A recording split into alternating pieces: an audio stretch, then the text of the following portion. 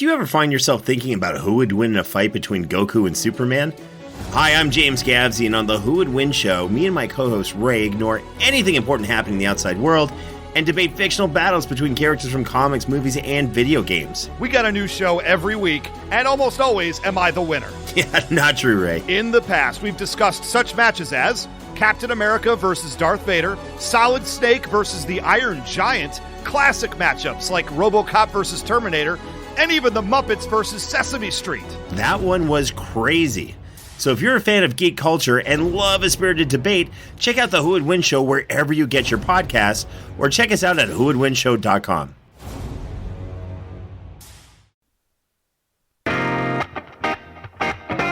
This is Patriot Nick, and you're listening to the Eric Zane Show podcast, where if you don't like what the host says, he'll threaten to fight you in the streets. Hey, I'm a girl. Oh, wait, that's not the right clip. Guess I have to fight you in the street now. Oh, there you go. There you go. Now here's your host. Here's your host. I'll fight you in the street. Eric Zane. I don't care where it is. I will fight you in the street.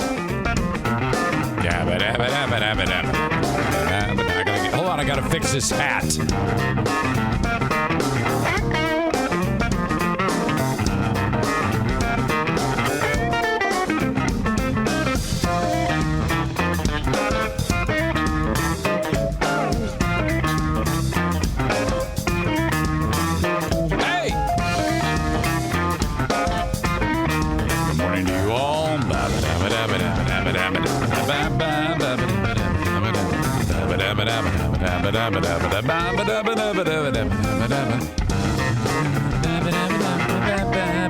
Jimmy Stinson. Got the old country of Honduras hat on. Ernie used to say that if he was like, I would say Honduras. He says Honduras. I guess that's like the way you're supposed to say it. Visiting there. My God. If you ever get the opportunity, you're ever like, oh, you know, I want to take a vacation of a lifetime. Holy crap. I had so much fun there. That was the place where I swam in the ocean, where like now I'm like freaked out by that whole thing after that story about that shark attack. That dude who was eaten and all they found was half a face. But wow, was that fantastic. I had so much fun. Welcome in to the Eric Zane Show podcast. This is a daily show where I discuss news, nonsense, and my personal adventures each and every day of the work week. Okay, let's get after this right away. Bill Simonson is the worst. He is I don't know. Out of all of the things on the story about Juwan Howard and Greg Gard, the coach of Wisconsin,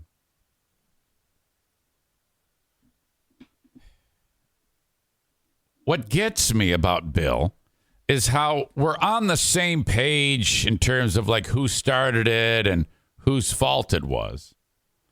But there's one bit of minutia that somehow he's getting wrong, and it's really, really staggering to me. I mean, no one, out of all the people who say the fine was appropriate, the suspension was appropriate, the fine was not appropriate, the suspension was not, out of all of those things, because you have two sides here.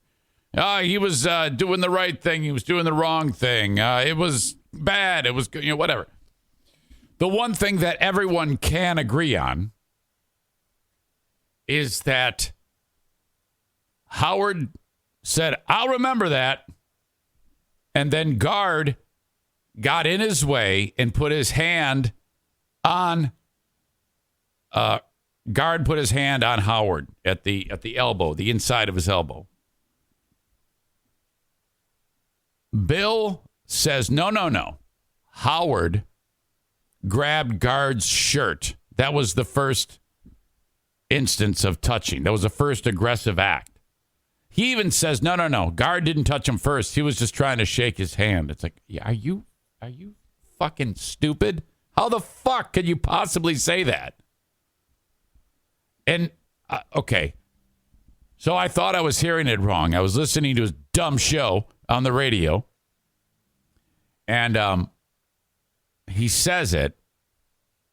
And then I'm like, wait, what? No way. Right? And then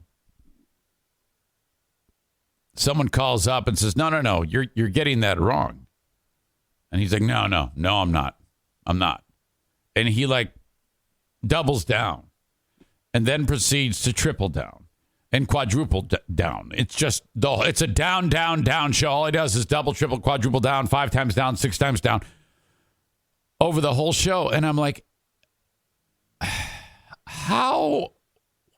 It's like you seek these moments out where you're finally saying the right things about a topic on sports, but yet at the same time, the minutia, the part that no one's arguing about, you make an argument about it. How do you do that? Take a look at this. You'll see what I mean. Okay. We're going to go over to the moment in question. I'll take a look at this.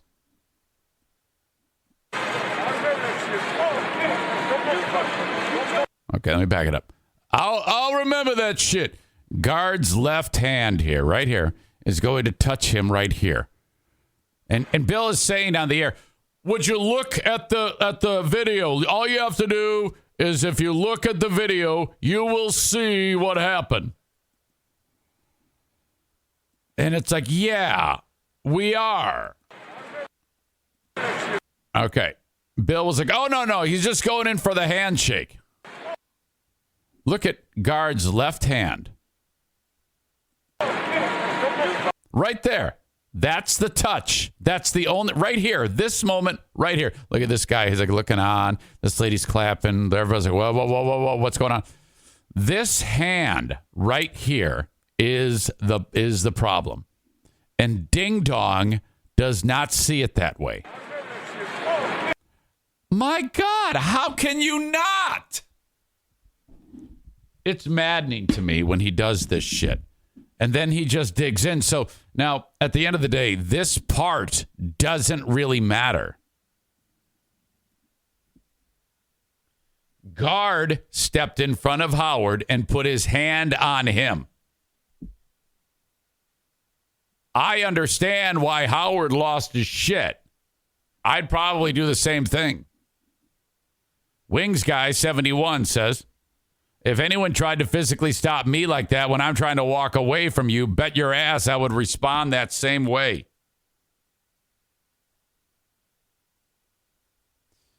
Now, it's always a chore to keep him from taking over the interview when I call his ass.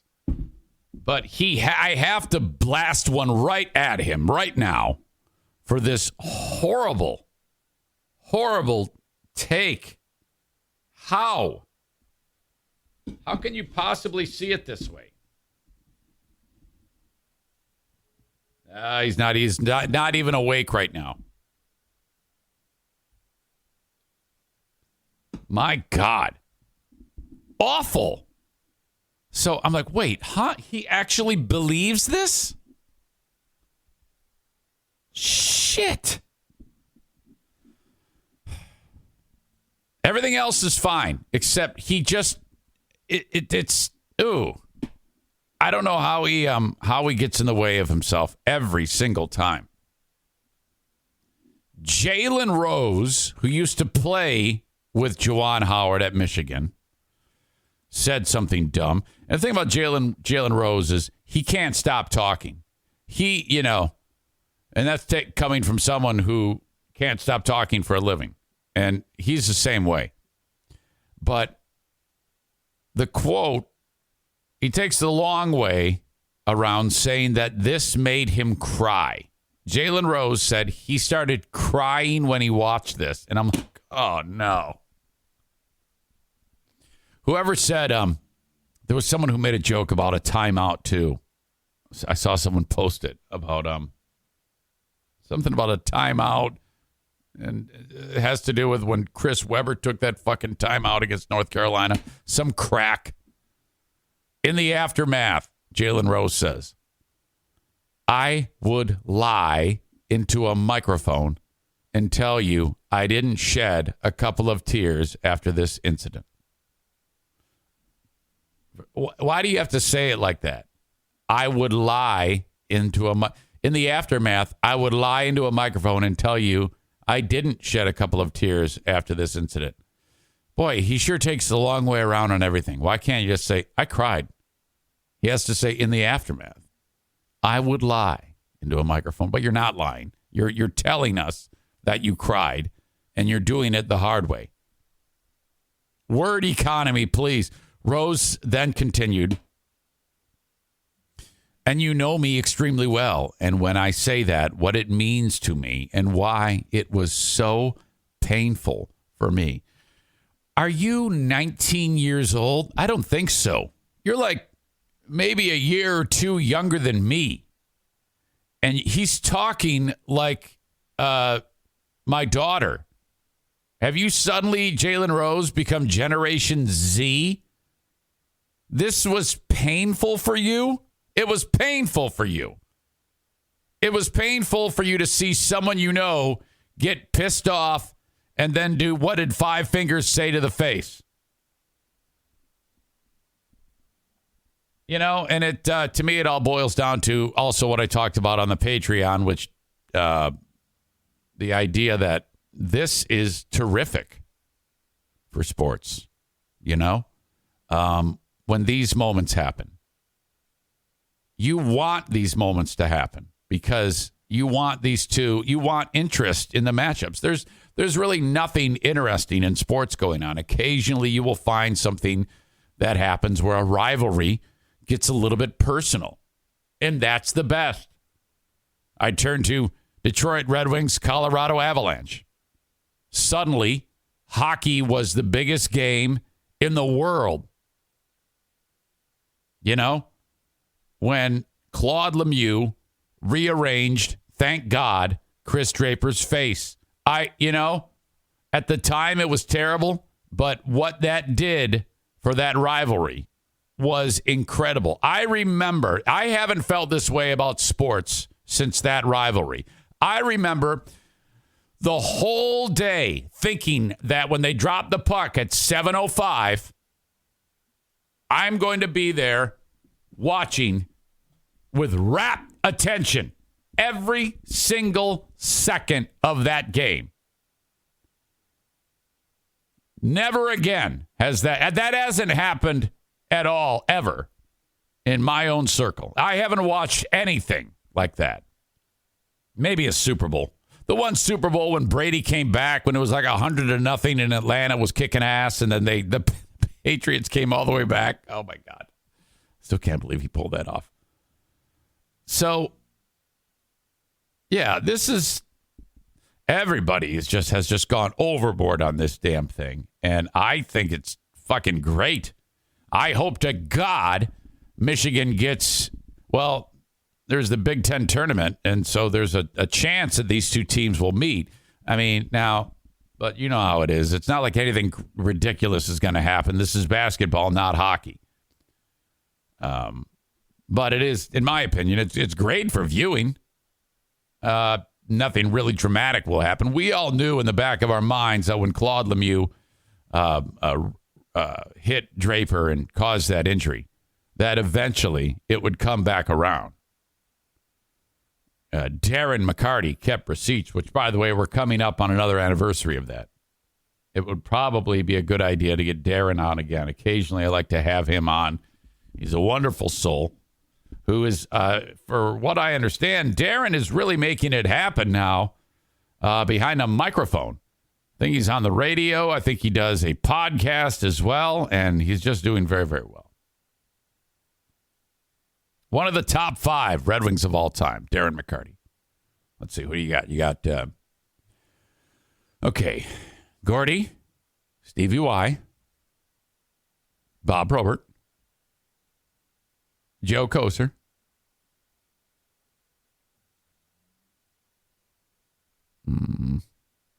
Darren, Ted Lindsay, that whole production line team. Sid, you're going really old school. See, because Ted Lindsay, then you're going to start to go Alex Del Vecchio, Sid Abel, Shanny. You got to include Shanny in that. Lidstrom. Thing about Lidstrom, though, he was in Pavel Datsuk. Holy fuck, we go on and on. Zetterberg, Sergei Fedorov. Okay, God, I don't even know if I can pick a top five. Top five of my favorites. Top five of my favorites. Yzerman, Fedorov, Probert, McCarty, Koser. Peter Klima. No. I'm probably going to change that. But anyway. So Jalen Rose, just annoying as shit. It was so painful for me. And I want to just count the ways why this incident was so very painful for me. I wish this wouldn't have happened on so many different levels. As I look at the adults in this situation, Juwan and Coach Guard, they're both going to look back at this scenario and tell themselves things that they shouldn't have done and things they won't do going forward. You know how I'd like to look at scenarios. I don't judge by what people say. I go by with what they're going to do going forward. And so let me project what the Wisconsin coaches and Michigan coaches are going to do moving forward. And of course, Juwan deserves to be punished, and he will be punished. But I don't believe this is a fireable offense. First and foremost, when you're waxing the Michigan Wolverines, you don't necessarily have to call timeout to rub it in. You can, though. I'm not mad at the unwritten rules. I was a member of the Fab Five. We already know how it is. Throw it off the backboard in the Big Ten. Michigan is the storied program in that conference. Are they? So when people beat us, they're going to have a little extra enthusiasm towards it. I know that. When you're walking past after you just beat Michigan and you see the other head coach is upset, you know what you probably shouldn't do, and I don't believe that their coach will do again? Impede that person's progress, Jalen Rose said. The second thing I don't think he would do again is grab that human being while he's impeding that person's progress. So even Jalen Rose sees what dumb shit Bill does not see. Because that physical altercation now changes the dynamic of our interaction. As a human being, why does he keep saying as a human being? Jalen Rose is a fucking piece of work. As a human being, we both know once you start putting your hands on me, that starts to change what you've said and what you've done. But once he puts hands on him and all of a sudden it becomes an altercation, Juwan set him straight. He told him multiple times, don't put your hands on me, don't put your hands on me, don't put your hands on me. Yeah, had Howard not done five fingers say to the face to the one guy, I don't know. Oh, by the way, Shea Patterson, number one draft pick in the USFL. The Michigan Panthers have selected Shea Patterson with the number one pick in the USFL draft. I don't give a shit. Come on. They're playing all of the every game is played in Birmingham for the USFL. I don't know. I say they start with the rosters of the teams when they last played in 1984. Have those guys come back. That's what they do. Shea Patterson played 2 seasons for Michigan, 18-19, after transferring from Mississippi. I didn't think he was that young. So that's where I am about this stupid thing. Jalen Rose, a dumbass. Shut up, Jalen. Nick says, why are you making this guy sound super feminine? I don't know. Chris K says, did he have to remind everyone he was part of the Fab Five? Hey, everybody, we were great once. So dumb. All right. So that's Bill's just got this dumb take going on. Ridiculous. We have Dear Meathead coming up a little bit later on. We will do that in 40 minutes. I do have a lot of questions, but if you want to send one, please do. That's burning on your brain. Eric at ericzaneshow.com. Thank you very much for that. Yesterday at the YMCA, I set up shop. Now remember, the goal is bench press 200 pounds by the summer. I started this with, oh my God, it would have been a big deal if I was able to rattle off 125 pounds. Yesterday, on the bar, 190. Now, last time I tried this, I tried to set the record at 195. I jumped from one previous record of 185 and attempted 195.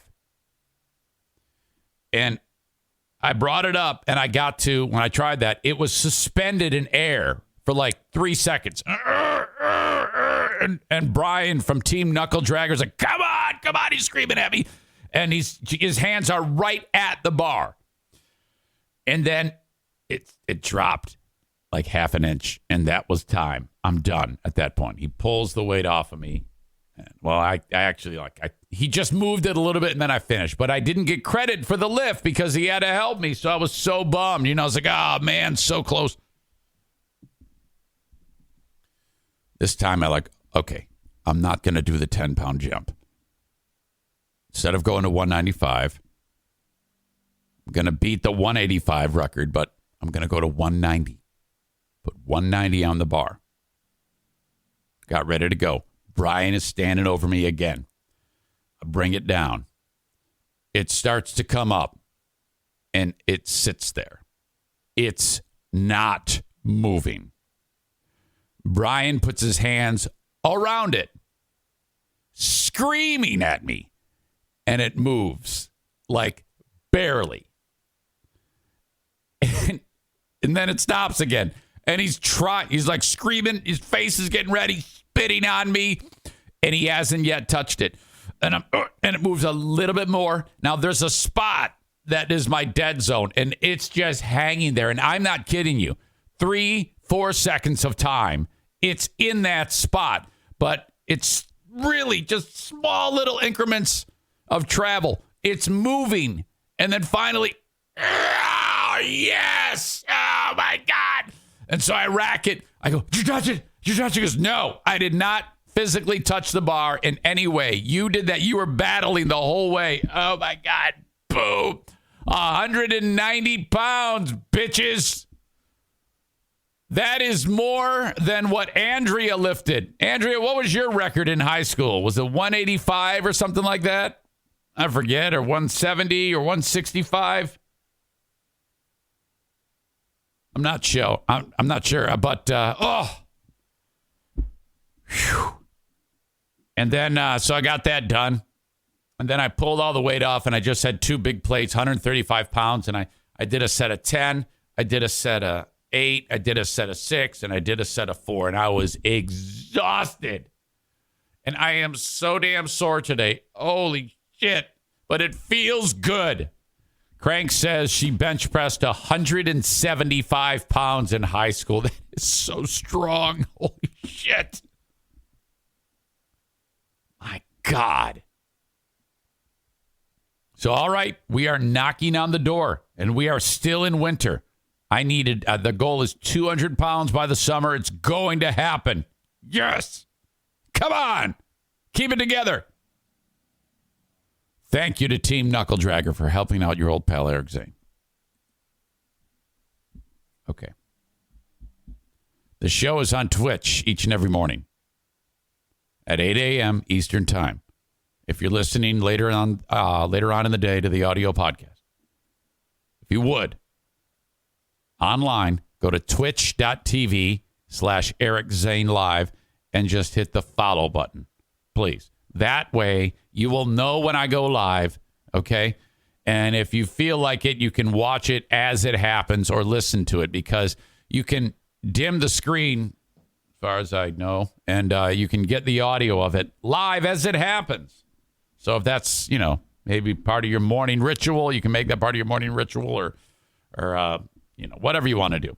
But please, twitch.tv/Eric Zane Live. Twitch is brought to you by Irvine's Auto Repair, Grand Rapids Hybrid, and EV. They also bring you Facebook. Facebook.com/Eric Zane fan page, which, let's see, 13 more days until the end of the latest ban. Before I get to a little bit more business, yesterday, I noticed that I was finishing up the podcast, either this one or the Patreon, and I see on the comments from Patriot Nick, Eric, go back and read my comment. And, we have a long history of discussing those types of moments on the show. I don't have the ability to do that. That is I could just do it, but it's, I kind of don't want to stop down and scroll through comments looking for yours. And quintessentially, the leader of doing this is Kenny. Hey man, look at the funny thing I said. And it's never funny. And so Nick writes that, and I saw it and ignored it and ended the show. And then Lil Peanut texts me,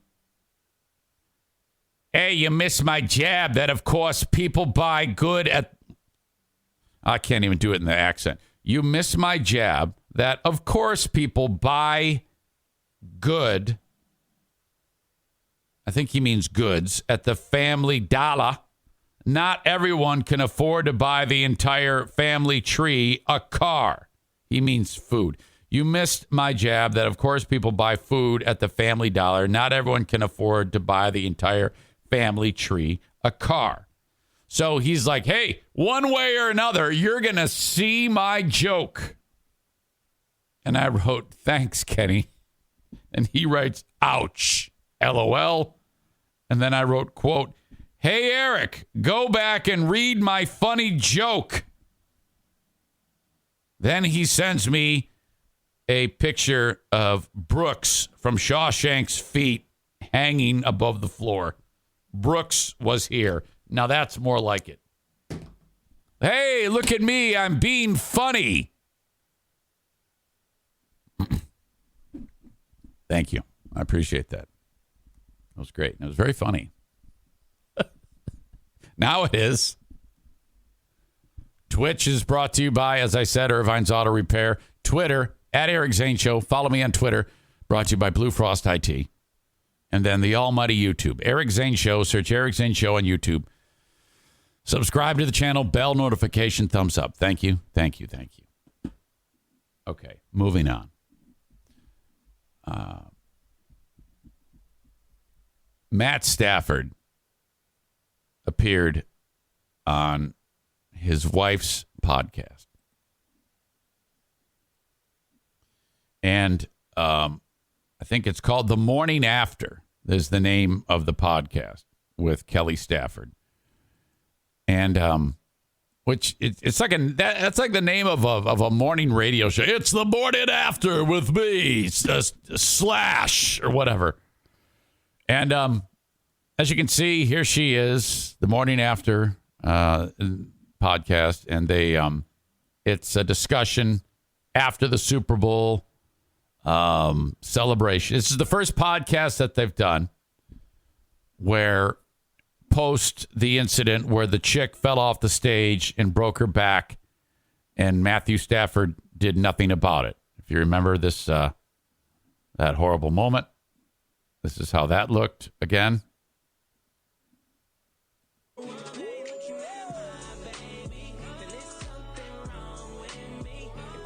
Yeah, it still upsets me to this day. Why would you turn your back and walk away from someone after that?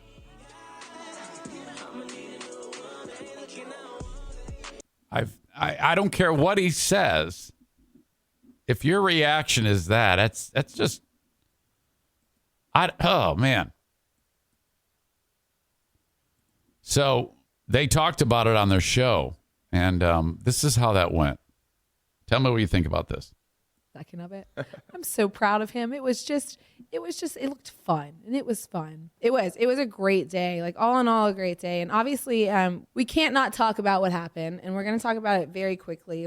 There was a photographer who stepped off the back of the stage, had asked if we wanted a picture, and I was like, yes, because looking back through my camera roll, I have literally zero of Matthew and I. And when she offered, she stepped back and fell. And it was an awful, awful moment. And Matthew looked at me and said, check her, please, and turned around. And I'm going to let him, talk about it too in a second. I went straight to her. Why? Why would you say to her, check her, please? I guess I'm not going to be satisfied. I wasn't satisfied with this when I first heard it, and I doubt you will be either. Check her, please. Well, why can't you? What's going on in your brain that the appropriate thing is to turn around, walk away? I mean, you didn't do anything wrong you wouldn't be doing anything wrong by checking on her. And how does basic human instinct not take over there? How is it that you have the sensibility to say to your wife, hey, go check her, she just injured herself? Most people, it's like what's abnormal there is that he didn't have a fight or flight response. Well, I guess he did have a flight response, but it wasn't like it was a casual. And it seems so premeditated and weird, and that weird callousness of it, I can't shake it, and I can't get by it. So I don't know how his instinct isn't, hey, are you okay? I mean, that's all anyone's looking for. Take one step to the edge of the stage and go, oh my God, that's it. You don't even have to do anything. I'm not expecting her to fucking immobilize her and carry her off and put her in a neck brace, but not walk away. Why can't you walk to the edge of the fucking stage? And I think the only thing that's acceptable here is, well, I don't even know what the fuck you could make up. See that she was okay. Kind of stayed there, went and got some help. Long story short, hold on a minute. Hold on a minute. Let me back up. Had asked if we wanted a picture, and I was like, yes, because looking back through my camera roll, I have literally zero of Matthew and I. And when she offered, she stepped back and fell. And it was an awful, awful moment. And Matthew looked at me and said, check her, please, and turned around. And I'm going to let him, talk about it too in a second. I went straight to her. I could see that she was okay. Kind of stayed there, went and got some help. Long story short, we followed up with her. The moment we got in the car, Matthew actually looked at me and said, hey, will you contact the Rams, ask how she's doing? Did that. They were like, we think she's going to be okay. We sent her flowers. Next day we wake up, not okay. So Matthew actually texted her himself, and that's kind of where the story ended a bit. But I do know that the reaction that the world saw, right, in that split second, I do know that, and I am going to let you do it, but I do know that that's... Yeah, she's like, I'm going to let Matthew talk, but I'll just talk for him.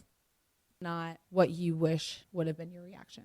Yeah, I mean, that obviously happened really quickly and suddenly and unexpectedly, and yeah, wish I had a better reaction in the moment. I didn't apologize to her for that, but glad that, all in all, she's doing all right. So one of those things that try and train your reactions to be a little bit better next time, and you learn from. Yep. I mean, but But other than that, it was a great day. Yeah. And life is about learning. And here we are. So that. Oh, my God. And that's it. That's all you're going to get. And I mean, honestly, I guess I don't know what else he can say. But in my mind, I want him to say, well, you know, the fact of the matter is I don't really give a shit about people. I mean, I wish I would actually have more respect for him if he said, yeah, I don't do well in those scenarios. And I tell you what, I'll tell you, if he had said, well, I panic and I just struggle with that. And there was no place that I didn't want to be anywhere around her when that happened. And I'd like to tell you that I'll do better next time, but I'm telling, if someone gets shot, I'm going to leave them there. So if I'm walking down the street and a cinder block falls off a roof and it hits some chick in the head, I am not going to help her going forward. I am not learning from this. This is not a teachable moment. If you are around me and you suffer some type of injury in a freakish way, I am not going to help you. Period. Just say that, because that's the truth. That's kind of all we're going to say about that, just because. It's a teachable moment, and I'm going to do better. Just say, I will not do shit for you going forward. I am here on this earth to take care of me, my big mouth wife, my 800 daughters that I have, and that's about the end of it. We didn't want to not touch on it like it never happened. Hey, that happened. Hey, not a good reaction. Let's work on this. Let's work on this. No one's working on anything. He doesn't give a shit. So, moving on. That's it. That's all she says. No, I realize they're not going to say what I wish they had said. But who gives a shit? And then the whole deal about her being a racist. Can you imagine if Matthew Stafford said, and besides, after the fact, I saw that she's a fucking racist. So who gives a shit? Oh, all right. Okay. Speaking of sports, boy, talk about a bad day at the office. Check this out. Oh, no. Some soccer game. New Zealand versus the U.S. The woman in this story is who's having a bad day is Michaela Moore. Check this out. Carvajal putting a stop to it. Quickly back in play for the Americans. Can they take advantage now? Down the left side with Sophia Smith. Early ball. Okay, she's right here. Hold on a second here. She's right here, and the ball is going to go off of her foot. Carvajal putting a stop to it. Quickly back in play for the Americans. Can they take advantage now? Down the left side with Sophia Smith. Early ball in. That's trouble. Difficult to deal with as your own goal.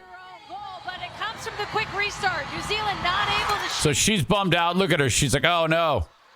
Second. No, what? Into the box. Macario. Same girl. Okay, couple things here. Same girl. The chick from the U.S. fires it in, and it bounces off this chick's head for her second own goal of the game. Side note, I didn't realize that all soccer announcers have to go, oh, goal! I thought that was just the one guy. But no, I guess they all have to do that. But the attack flowing now. Huerta into the box. Macario! Goal! Okay, so this is the moment close up. New Zealand so unlucky in that situation, trying to clear it. Okay, so that's 2. She's given up. USA leads 2-0 over New Zealand. Here she is again. You're like, no way. No way. This chick's like, oh, yeah, she's running to the net. She's like, no, don't let it happen again. There goes Purse. Still Purse. And when Look at this. It pours. It is pouring right now. Oh, no. That is a defeated man-woman. She is bummed out. She's like, I am so pissed off. I'm not even going to eat muff after this game. Still purse. Look at it. Oh, shit. It is pouring right now on Michaela Moore. Oh, it's slow-mo this. No, don't kick it my way. Don't do it. No. Ah, no. That one looked like, it actually looked on that one like she tried to do it. I mean, come on, you asshole. Those balls played across with pace are so hard to deal with. But for this to happen 3 times. Oh, fuck. You dumb dick. Oh, look at this chick. She's like, oh, fucking shit, you asshole. I guess the coach pulled her out of the game at that point and said, we don't want you to score 4. I mean, my God. 3 a hat trick, yes, of own goals before the half. They pulled her out. Oh. I guess there was some news that went on, a story that no one's really talking about, but I saw the headline that the Soccer Federation now made it so that lady soccer players are going to make the same amount of money as the male counterparts. Now, I don't know any of the details of this story. I just know that it's been circling around that, oh my gosh, the ladies are going to make as much as the men, but I don't know if that's necessarily true. I don't think that applies for like professional organizations that are like in cities. I think that's like the national team, but whatever. I'm all for it. I think that the ladies soccer actually is more popular in the U.S. than the men's game, Adnan says this is a soccer player's worst nightmare. Equal pay, Kyle says. Jackie and Rachel broke this news this morning. All right, well, if they did it, equal pay soccer. U.S. women's players, U.S. soccer, and, I can't, that's an article that I can't access. U.S. women's national team, U.S. Soccer Federation, settle equal pay lawsuit for $24 million. All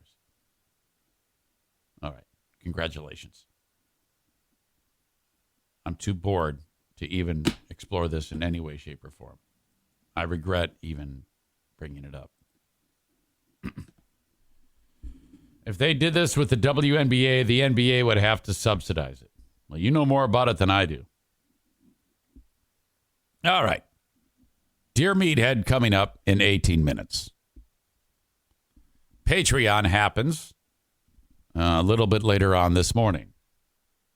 If you're listening to the free podcast and you're like, well, that's done at the end of it. What do I do now? What do I listen to now? I would like you to check out my Patreon. I put up 15 plus hours a week of content onto the Patreon. And I hope to not let you down. I talked to my contestant for Smarter Than a Former Drug Dealer Trivia, and I was forced to punt. We're going to make it up next week, but typically it happens on Tuesdays. So you won't have that this week, but you got the Ben and Eric Patreon podcast, normally Smarter Than a Former Drug Dealer Trivia, the weekly or the daily Patreon bonus podcast, the Lost Zane recordings, which is my old radio show on BBL, and then the Insane Asylum, my 2-hour music-driven radio show on Northern Michigan's Q100. That's a lot. For $5 a month, you can listen to all of that, 15 plus hours a week, every week. And if you do the $10 version, you're going to get all the audio, all the video, and all of the live streams. Patreon, patreon.com/Eric Zane. The open of this show is brought to you by Bosco's Pub in Hudsonville, Michigan. Our next Eric Zane Show podcast get-together comes up Monday, March 14th at 6 p.m. I always think that I'm saying, no, that's right. I doubt myself. We'll be there, and I would love you to join us. Bosco's Pub in Hudsonville, Michigan is part of Terra Square. You can go there for lunch and dinner and closing time. Wednesday through Saturday, they open up at 11:30 a.m. Monday and Tuesday, they open up at 4 p.m. Bosco's Pub. Try the burgers. You will be amazed. Tag Accounting invites you to reach out to them to get your taxes done. 616-301-9516. Skip going to H&R Block. Skip with the stupid TurboTax and putting all your time and energy into that. Don't do them yourselves. You're going to miss something. My gosh. Please engage my sponsors, Tag Accounting, from anywhere in the U.S. Call 616-301-9516. Reach out to them and get started. What you need to do to upload all of your documents to their online portal. And Troy Ginzer, certified public accountant, will take care of you. Side note on accounting. Who knew there'd be another accounting bit to talk about? My daughter's fiance, Princess of the Forest, Jackie, her future husband, her fiance, they get married November 19th. My gosh, that's coming up fast. Yesterday, became a CPA. He passed his fourth and final exam, fourth or fifth, I don't know how many tests they have to take. It's a very complicated and intense process to pass all of that testing to be a CPA. But my man, Justin, crushed it. And I think out of all the tests he took, there was only one that he had to go back and take again because he wasn't quite up to snuff that day. But he pulled it off in pretty short order. I'm pretty impressed with that. So Justin is a CPA. Those two are coming along. So that's just great news. Congratulations to Justin. Big, tall, 6'4", handsome Justin. Such a handsome devil. But just as kind and sweet as they come. I tell you what. He's a keeper. Horizon Hydroponics. My gosh, the clock is ticking down. We only have 5 more days of talking about Horizon Hydroponics. This is a rarity. This is a rare thing to have someone say, I'm sorry, pulling up stakes, Eric. But we're moving on. For 2 years, they've been marketing on the show, and I'm sad to see them go. But in the future, if you need anything, think about them. Maybe one day we can get them back on. HORIZEN, hydroponics.com, if you're growing indoors. Or, any of those products you need for a healthy, bountiful harvest, no matter what it is you're growing. Think about Horizon Hydroponics. Buy online, and you can save 10% with the coupon code ZaneShow. HorizonHydroponics.com. Meathead, 13 minutes away. Let's get to the guy who is not 163 years old. I think this guy's about 110. But this image has haunted me. He is a Tibetan monk, if I'm not mistaken. Okay. Now, that still freeze frame right there is enough to haunt you forever. But look at this. In this picture here, it's kind of cut off. He looks reasonably okay. He just looks like the fattest guy in the Ethiopian neighborhood. But this is wow. Let's check it out.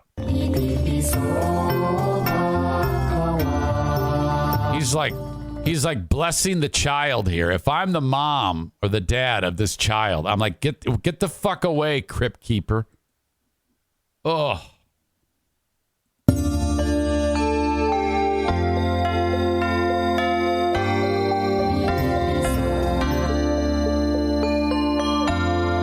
I don't think the guy can see. This is rough.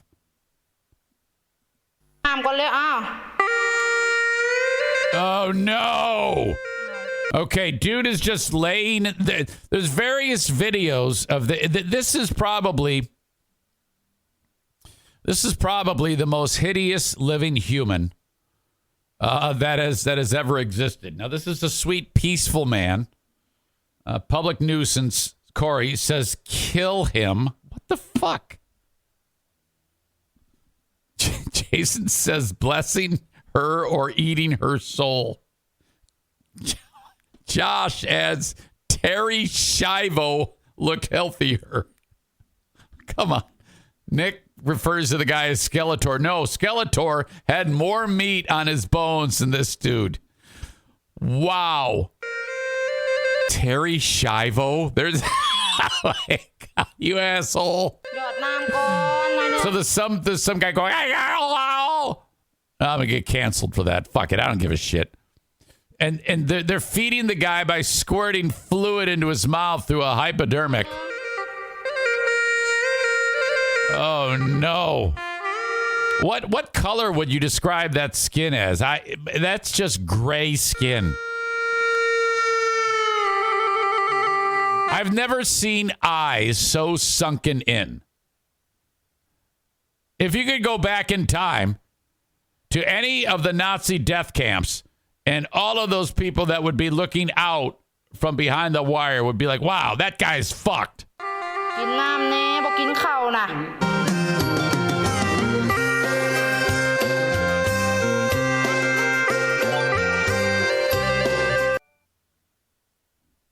Come on. Okay. What the fuck?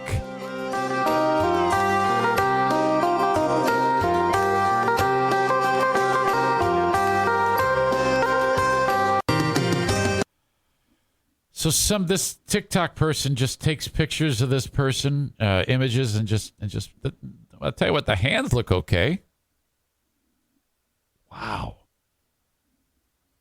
Pretty sure that's Morla and Never Ending Story. Don't get the reference. Whoever is keeping this guy alive is the asshole of the day. Well, now wait a minute. Are you suggesting that they kill him?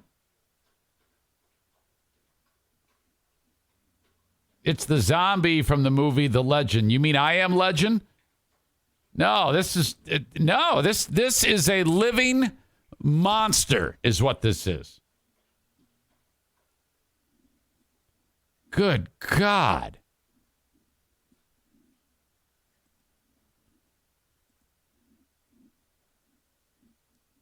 Kate says he's barely living a life. Yeah, I know, but I mean you're telling someone to just kill him? I don't know if anybody wants to do that. How can his body survive? I mean, it can't last much longer, right? Now, initially they said that this guy was 163 years old. And he looks like he's 500 years old. Clips of the frail monk began appearing on this profile in January, but have taken over the internet this last month. He has amassed a huge 530,000 followers. They need to show his dick. I need to see what a dick that old on that frail of a body looks like. I'm fascinated by this. They said he's 163, but I guess he's not now. TikTok users were in awe when a series of clips. But, I mean, if anybody's going to be able to pull it off, it's going to be this guy. He appears to be a monk lying in a hospital bed in Thailand.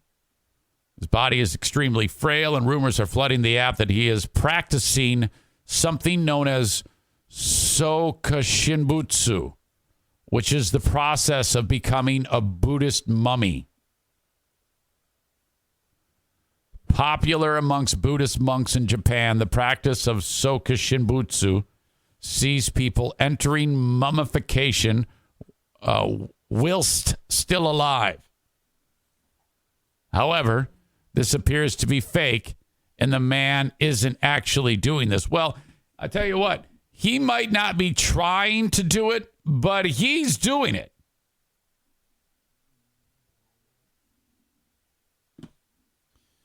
Wings Guy 71 says, I bet he's really dead and there's a puppeteer controlling his body to fake this miracle. Josh, who I think fired off the Terry Schiavo blast, said, Jesus, Eric, his dick no doubt looks like a Slim Jim. Yeah, it looks like a dried out snail.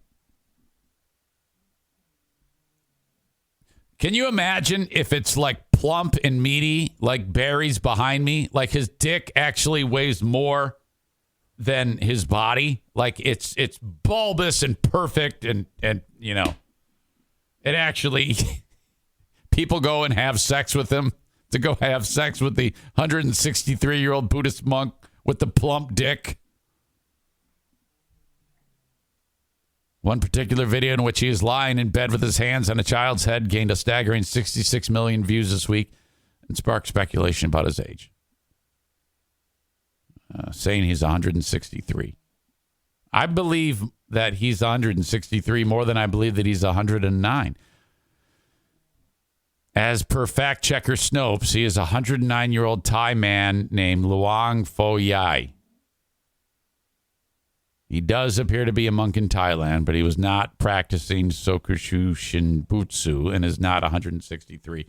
A 221 study in the Nature Communications Journal reveals that humans can live for 100 to 150 years, but this is the absolute limit. At this point, the body loses its ability to recover from illness and injury, meaning it would not be physically possible for this man to be 163 years old. TikTok account is run by his granddaughter, who gives fans daily updates about her grandfather. In 2022, the oldest person in the world is a Japanese woman called Kane Tanaka. Sounds like a WWE wrestler. She is 119. And as per Guinness World Records, lives in a nursing home in, I think it looks like Fukuoka, but it's Fukuoka. The oldest man alive in 2022 is 122-year-old Juan Vincent Perez Mora from Venezuela. Jean-Louise Calment from Arles, France is the oldest person to have ever lived. She was born in 1875. She died at 122 and 164 days in 1997. So this guy is not really close. But Guinness Book of World Records should have a statistics that says this guy is not, but he looks like it. There should be a category. Looks like the biggest pile of fuck. Kane Tanaka. What about if we get Kane Tanaka and this guy with the plump dick together and get them to have sex? All right. Wings Guy 7. You guys are full of it today. This is great. He's almost as old as Joe Biden. Can monks have children?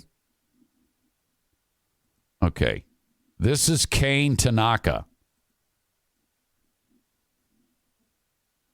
All right. She looks much better than the other guy. Okay. Look at her. She's flashing the peace signs. Here she is smiling. Whoops. I don't know what just happened there. This is her. This is her when she's young, like 100 years ago. This is like 19. She's 19 years old. What a babe. And now here she is. My God. All right, that's not her. That's another person. And they're always Asian people. Look at this. Here she is.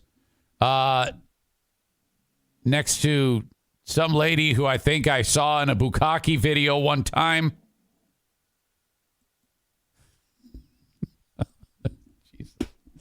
All right. Yeah, this guy. Oh, that is terrible. It's all that rice and seafood and the fallout from Fukushima. Remember that meltdown in Japan? All right. So that's it. The guy is not 163 years old.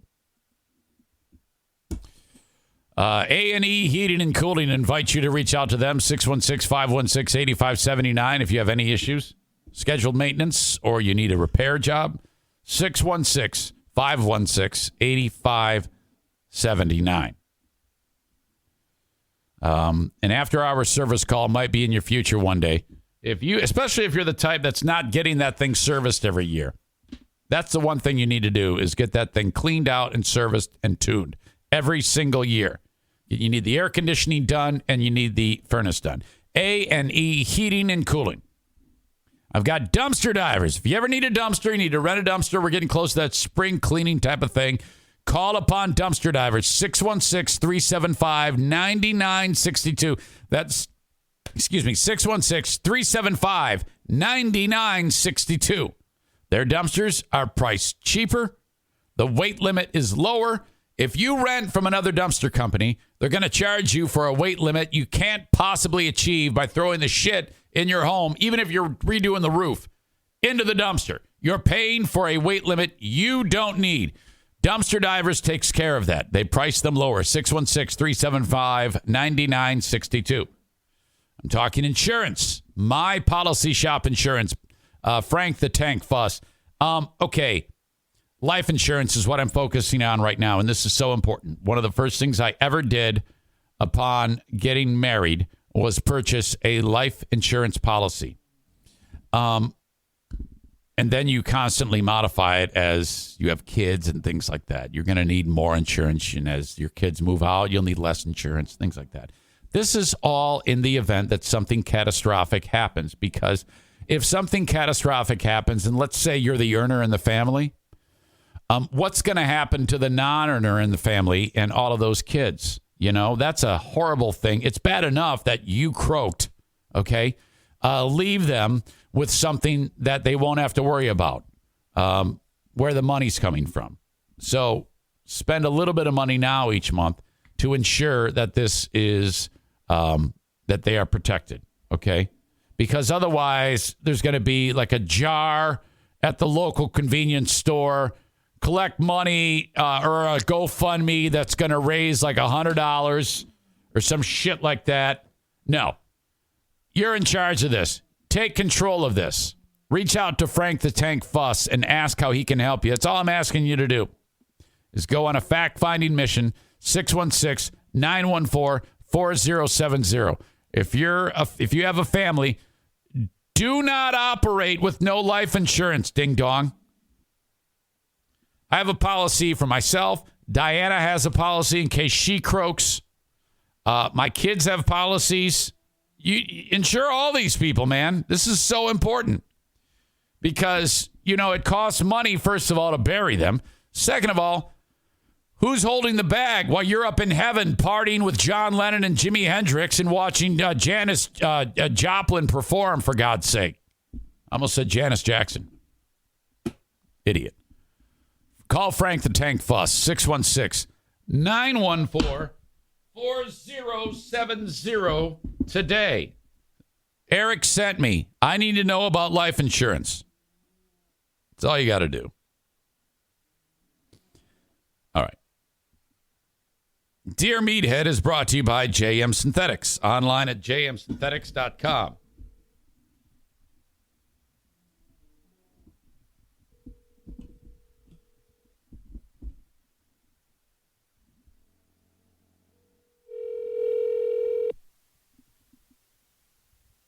Guarantee you just woke up. Hello. Hi, Joanne. How are you? I'm good, honey. Your father got caught off guard. He's coming, though. Is he sleeping again? No, he's upstairs changing his clothes. Aw. Here he is. That's okay. That's okay. It's good to hear your voice. Here he is. Okay, honey. okay. Hello. I'm telling you, I'm in a hurry. Good morning. Hey, Dad, are you changing your underwear? What are you doing? No, I was making up the beds. Okay. You make your bed every morning? Every morning. You know, there was a lot of people say that. Listen, you're kind of faded away. What's wrong with your... You got maybe it's something on your end. Hold on a minute. Every week, same thing, like clockwork. Okay. Yeah. Hey, how's that? I hear you now. You hear me now? That's good. Something happened to the phone. I guess she set it up for something different. Man, I forgot all about you. You forgot about me. That's okay. That's okay. So I'm sitting on my bench and I'm getting my honey to come out. We were just having a discussion about this gentleman in Thailand who is 109 years old. Oh, my God. And he looks terrible. He looks what? He looks terrible. Oh, does he really? Yeah, it's bad. I mean, I hate to say it, but he kind of looks like a monster. Yeah. Oh, my God. But he's 100. Old age does that to you. Well, and at first they thought that he was 163, but that turned out to be a lie. He's 109. Wow. And then we got to talking. The oldest woman in the world is some lady in China or Japan or something like that. She's 119. Oh, my God. Yeah, that's what I said. That's what someone on the chat said. Eat more rice. Now that. Yeah. Wow. Can you imagine living 31 more years? 32, because you're what, 87? I mean, my God. 119. Oh, yeah. And she looks pretty good, actually. Oh, wow. Yeah. I don't think I look bad. No, you don't. You both are really, really, you look much younger than you are. Well, I feel pretty good, but you both look great. I ache some pains once in a while. You know? Well, I mean, I get that too. So. Oh yeah, right. Hey, Dad, what did you think about the clip of the basketball coaches getting into a fight? I cannot believe that. Yeah. I cannot believe that. Sportsmanship, huh? That's according to Joanne. That's very, very poor sportsmanship. Okay, so yeah, I guess the one coach was mad about something, and then the next thing you know, it turned into a Donnybrook.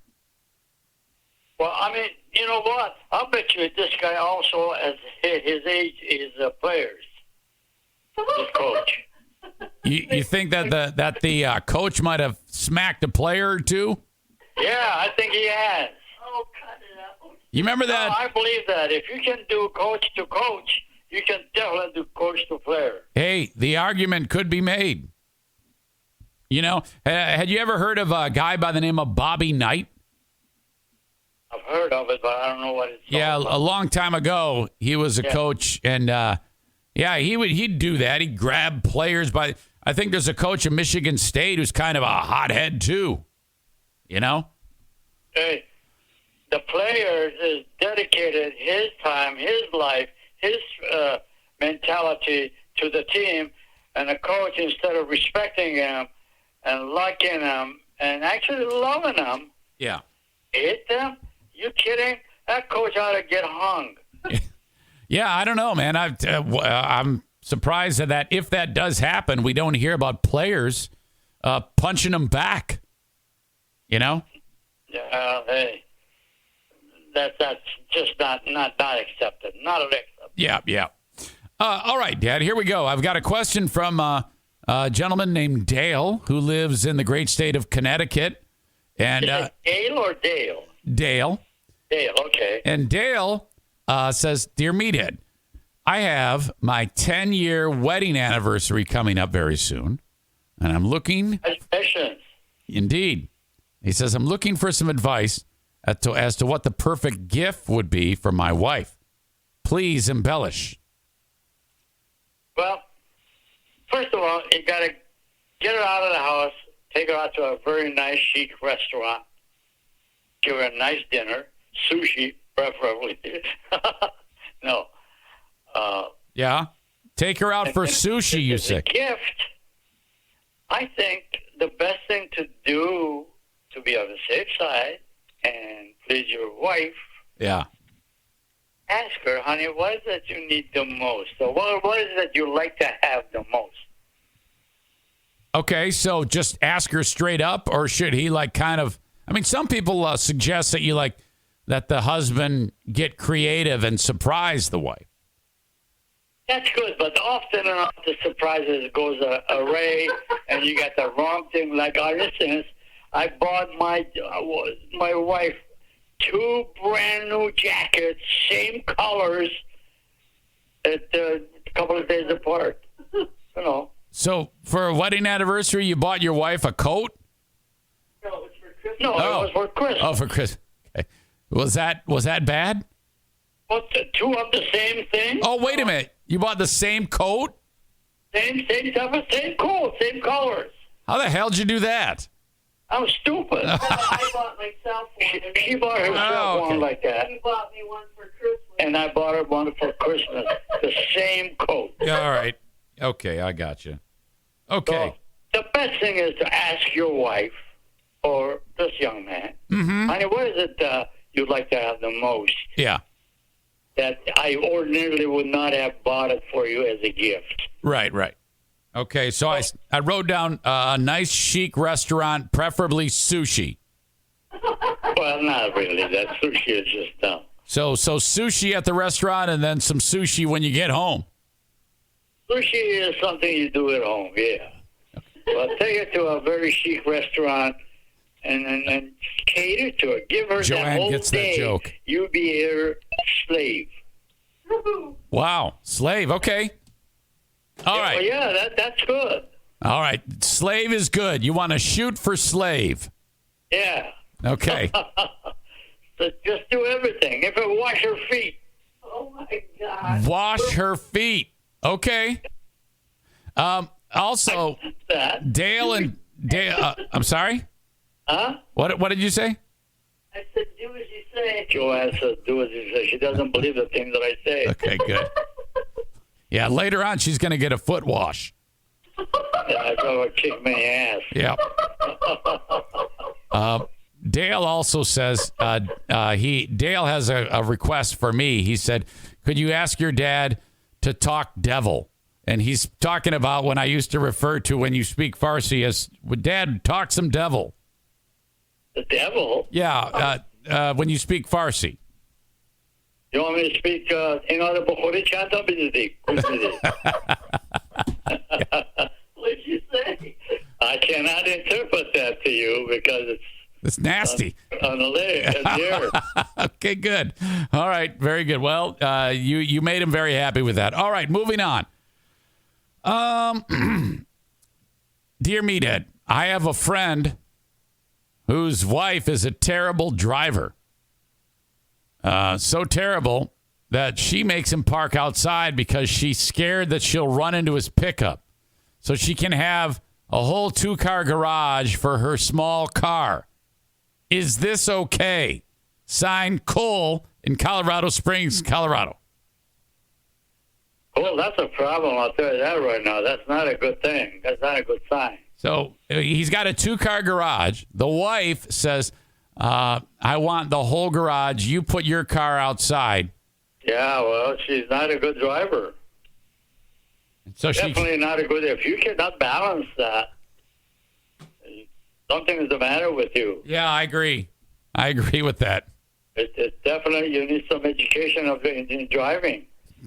And it's not going to happen overnight. No, you might as well just stop driving. Might as well park it in the middle of the street. Yes. I'm sorry you're having this problem. Yeah. She needs to get driver's education. Yeah, if she can't park the car in a 2-car garage without, with a... No way. Yeah. 2-car garage is designed the same size for 2 cars, yes. Period. Now, if she needs that much area to park the car because of her driving ability of balancing it, there's something the matter with her. It's definitely not part of her mentality, right, Dad? Not part of her mentality at all. Okay. In fact, she shouldn't have a license. Right. If you can't get a car into a garage next to another car, take it all away. Absolutely. Is he talking about Diana? Yeah. Are you talking about Diana? Well, yes, actually. Hey, we keep track of this stuff. Nothing gets by you guys. That actually, she had a park in the street. That actually happened. She, she's like, I need more room. So I had to, that truck that I bought off you, she makes me move the truck. Oh, my God. Yeah. Uh-huh. Yeah. Anyway. I'm glad she's your wife. Yep. Glad she... Okay, Dad, next. Johnny B. writes, Dear Meathead, I am getting married this year. Congratulations, Johnny. Yeah. And he's just looking for general advice for happiness for him going forward, Dad. I mean, you have done that. It took you 3 times to get it right. So you, you no doubt know a thing or two. Well, yeah. I have an advice for this guy. Okay. Johnny, at my age, I'm learning to calm down when my wife and I are talking about things. Okay.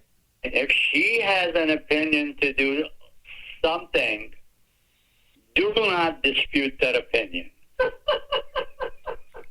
Wait. Now, do you really do that? Yes. She doesn't believe that, but I don't argue. We hardly have any argument. Occasional fight, maybe. Just tell him to say yes, dear. Just say yes, dear. Yeah. No, I think that's good. I think that's... Honest to God, it doesn't take anything away from a manhood to do that. Yes. To your wife. There's a lot of married people that are in the audience, and they think that is sound advice. There may come a time that there's an exception to the rule, but for the most part, yeah, of course, yes. Well, sure. It's an opinion. That's a brain talking to you. You have to make it part of your mentality, right, Dad? Absolutely. Okay. Well, Joanne says we're usually right. Fair enough. Fair enough. Yep. Okay. And if they aren't right, just ignore that they're not right. Because if you tell them that they're not right, you're dead meat. Well, no, there really is not the question of right. Now, for instance, let's say that you want to hang a curtain. Okay. She wants you to hang this curtain. Okay, honey, how do you want it? Yeah. And then here's the response. I don't know. You're the one that's going to hang it. Okay, that means you get the right to hang it the way you want to. But before you get it permanent hanging, hold it up or something. Say, honey, what do you think of this? Uh-huh. Dad, okay. Yay. That's perfect. And then she's going to say yay or nay. Yeah, and then she said, no, go over there a little bit. Okay, we'll go over here a little bit. What about, so like if you're... Grand finale, now it's final, I'm going to nail it. It cannot be taken down anymore. Okay, and let it go. So, in that same scenario, if you show her the first option, she says no, and then like that, you do that 10 times... And then she finally settles back on the first option. So that's usually how it is. It takes like 3 hours. But I'm beginning at my age, which is quite old. Finally, according to my wife. Nothing is worth. Oh no, that's not how it's going. It's got to go. No. Do it the way I want it to go. Yep. Okay. Fair enough. I think that's excellent advice.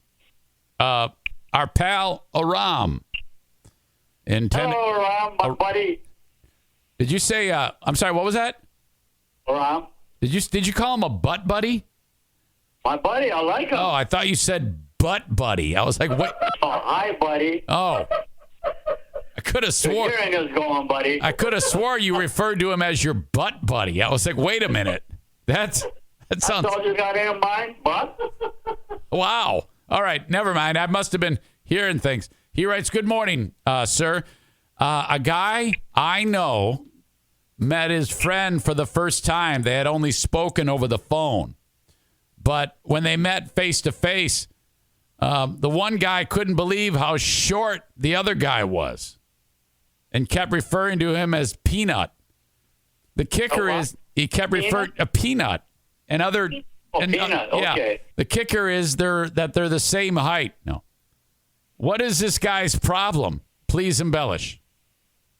Well, first of all, God created people in all different shapes and sizes. When you see somebody limping, you don't put a name on them. No. Like Limpy. Hey, Limpy or Eileen. I mean, that guy has got feelings. Yeah. He's sorry that he's not normal and all that. Yeah, this guy's definitely not normal. I think that whoever this guy is should shut his mouth up and just call him by his name. Yeah, just call him by. Yeah, I agree. Hi, Johnny. How are you doing? Yeah. Hey, Nick. How are you? Hey, Nick. Yeah. No, people are so stupid sometimes. Yes. Agreed. I don't mean that this friend of yours, this caller, is a stupid person. No, you wouldn't do that. You got to consider other people's feelings all the time. Yeah. I mean, that's what I do. Yeah, you should. And you do too. Well, I do. Yeah.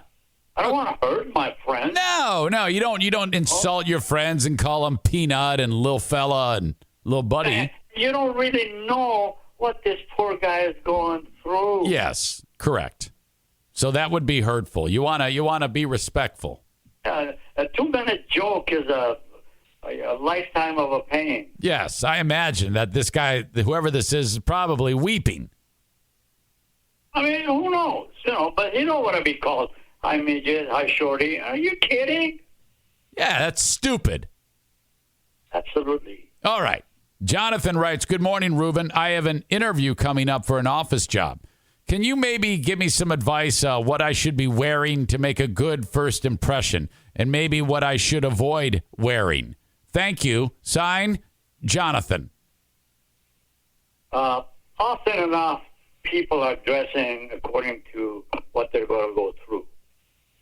If he's going to get a job for garbage collector, he can just put some common clothing on and whatnot. Okay. But if you're going to get a job that requires that you looking clean and neat, but it's always good to look nice, neat, clean.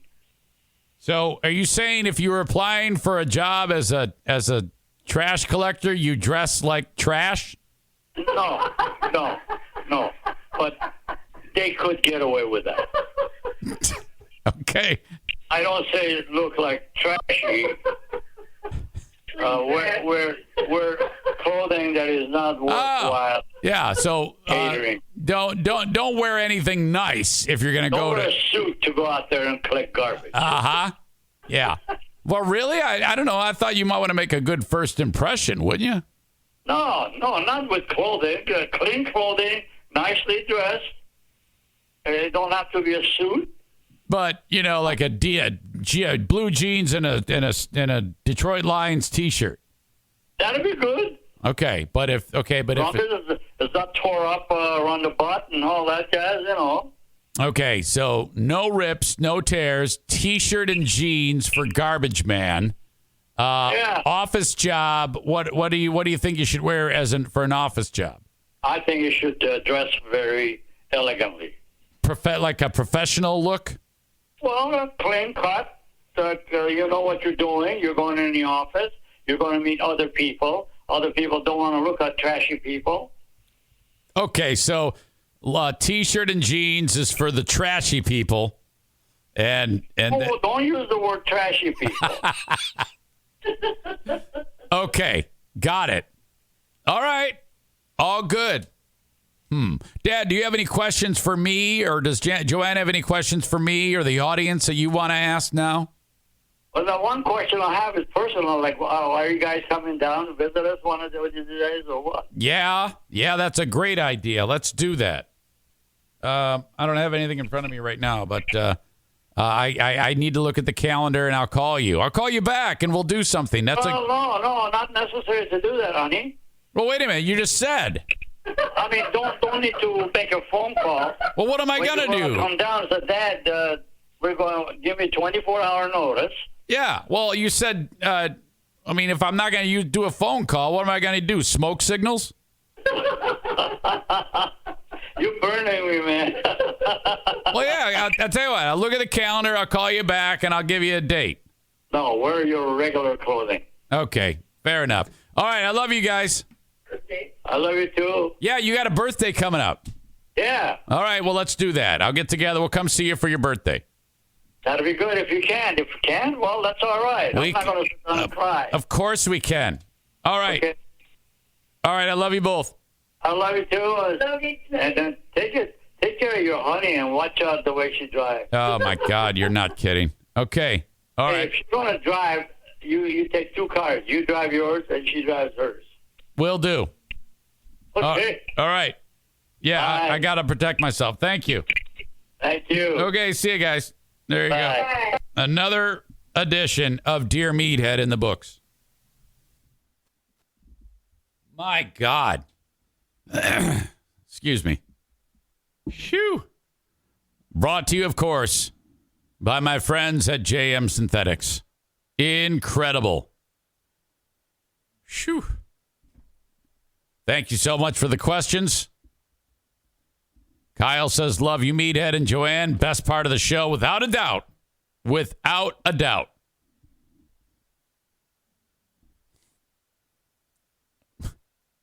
What a job. Well, what if he's talking about, Kyle's talking about cleaning toilets. Should I wear a tuxedo? Don't mention anything to Diana about what your dad said. You will lose Pooh Bear points. I actually don't mind her parking in the full part of in both bays like that. Because I don't want the car wrecked. We have had it now for just over a week and 2 days. And there's really nothing wrong with it yet. On the front of the car, there is a tiny speck where like a rock or something hit the front end. And there's the paint is off of that spot. And she about had a heart attack. And I said to her, I go, hey, I want to show you this, just so you know. And I showed it to her. She would never have noticed it, but I wanted her to see it because, hey, I discovered it when I was washing it for the 15th time today. And then it has the car has the type of floor mats you get when you buy the car. And you can get better ones, but the ones right now are the ones that it's just like another piece of fabric. I think there's a type of, she doesn't like those because there's dirt on them. And she's like, oh, God, we got to clean those out. We got to clean. I go, all right, I'll take care of it, honey. I keep like the vacuum ready to go. You know, I'm constantly cleaning the car. And I go, you should get these type of floor mats. They're called WeatherTech. I think they're like really high end and awesome. And it keeps the car neater. And she's like, well, we have to do that right now. I'm like, all right, I got it. I'm with you. We are on the same page. Where does she park at the supermarket? A mile away? Yes. In fact, I have to park it. In fact, she let me. I don't ask to use it. She says to me, I was going to the gym to bench press 190 pounds, and I had my keys from my truck. And she goes, are you taking my car? No, she goes, you can't take my car. I go, I wasn't planning on it. And then she goes, no, you can. You can take it. And I need gas, too. I go, all right, yeah, I will. Thank you. I know you'd want me to take that. So I filled it up, and my God. Okay, it cost $60 to fill up that Dodge that we were driving. Despite gas being as high as it is, it only costs $33 to fill that hybrid up with gasoline. The tank is so small. And that tank of gas is going to give us 514 miles. Driving it to and from, like around town, it's like 48 miles per gallon average. God, that is just so fucking sweet. We got this. This is just what the fucking doctor ordered.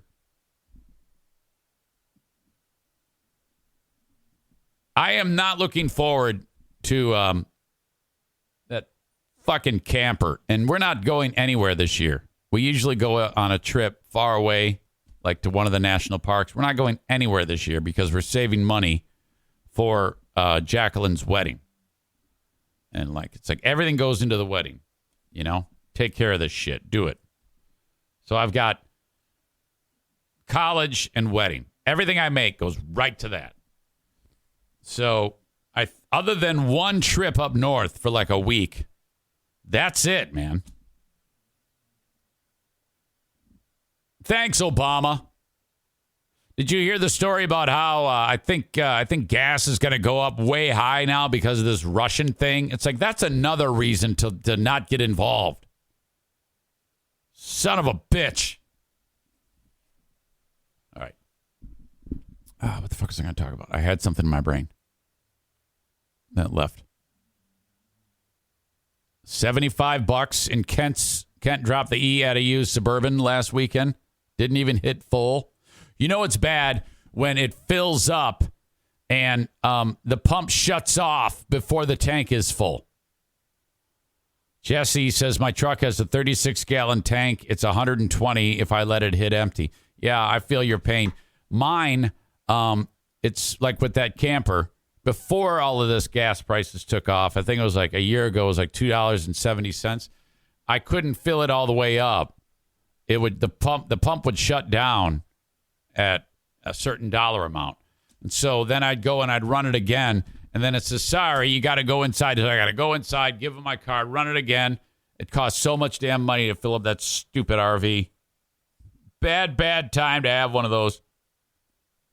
Whatever. I'm not complaining. Could be worse. All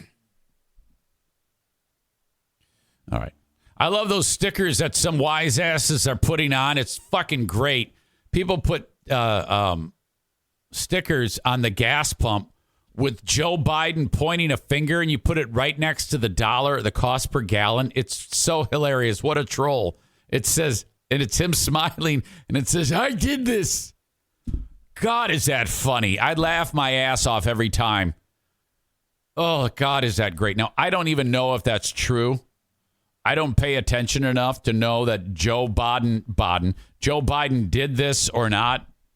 I guess the argument can be made.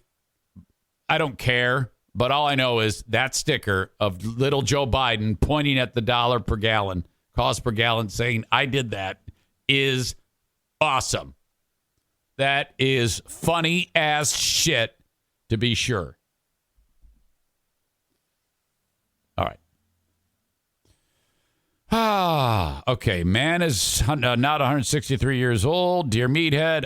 Let me get into this. My pals over at Just Chirpin', the Just Chirpin' podcast. I am going to be making an appearance tonight on the Just Chirpin' podcast. Now, when they do the show, it's not live, but it is going to be part of their next episode. So that is happening tonight with these boys from Just Chirpin'. You can find their show at justchirpin.com. Latest episode, Brent is back. We made it to episode 50. We talked about this before. Okay? So these jackasses talk about a hell of a lot more than just beer league hockey. It's about, they basically talk about a lot of current events, and they bust each other's balls in a hilarious fashion. If you could, check them out when you're looking for something else to listen to. Your homework assignments are, of course, the Eric Zane Show podcast, the Patreon bonus podcast, all of the content on my Patreon, Threads podcast, Life Unfiltered, and Just Chirpin', CHIRPIN, found online, JUSTCHIRPIN.com. The link is in the show notes. For jackasses, Dews, Bellinger, Stefan, and Chris. Thank you very much. All right. Irvine's Auto Repair, Grand Rapids Hybrid, 616-532-6600. I just heard from them. They called during the show probably to tell me, hey, your car's done. I just had a lot of work done on the Accord. And if you need any scheduled maintenance or emergency fixes, Irvine's Auto Repair, Grand Rapids Hybrid and EV, 616-532-6600 in West Michigan and beyond. You can always count on them, a trusted source to get your vehicle repaired. The big dealerships take their cars that they cannot fix to Irvine's. The techs are constantly being updated on new things that they have to know about. Like, for example, this 2022 that we have, this Accord. Now, I don't know exactly how it works when it comes to getting that vehicle repaired, if there's a warranty issue or something like that, but Irvine's knows all about that. So my question to them, first off, is, so if you repair this, you can repair it and it doesn't invalidate the warranty. And the beauty about that is they'll tell you straight up, yes, we can. No, we can't. Because why? They're honest. Family-owned, veteran-owned, lady-owned. Irvine's Auto Repair, Grand Rapids Hybrid and EV, 616-532-6600. The Mario Flores Lakeshore team of Van Dyke Mortgage, 231-332-6505. If you're in the market for a mortgage, please include Mario and his team in your fact-finding mission to find out who's the best. And I make that perfectly clear. I don't expect anybody to just sight unseen. I mean, I guess you could. But all he's asking for is you include him in your exploratory mission to find the right person who can do your mortgage. More often than not, Mario is going to win your business. 231-332-6505. Mention your old pal Eric Zane when you call him up. He'll roll out the red carpet for you. Thank you to Mario. He can get a mortgage for anybody in the audience, no matter where you are, with the exception of South Carolina, Maine, Alaska, and Hawaii. NMLS number 3035. Call him today. And then TC Paintball. Today is Little League Day. So, okay, it's time to bond with your kid. You hear me talk about this and you keep putting it off. Well, today, just drop in. Okay, get there about 4:45 with your kid. Fill out a waiver. Pay your money. You're going to get the mask. You're going to get the paint. You're going to get the gun. Now, when you're on Little League time, you're going to have a gun that when the paint hits the kid, it's not going to sting at all. They're still going to get the experience and be dying to play more, but it's not going to cause any type of ouch. Because, a little kid, they have that happen, they might not want to play anymore. They might become fearful. So what Rick does, and it's brilliant, is he's purchased an armada of these low-impact guns that don't hurt the player in any way, shape, or form, but they still are kind of like introduced to the experience of playing paintball, much the same as anybody else who plays with a more elaborate bit of weaponry. So there you go. That's what they do at TC Paintball.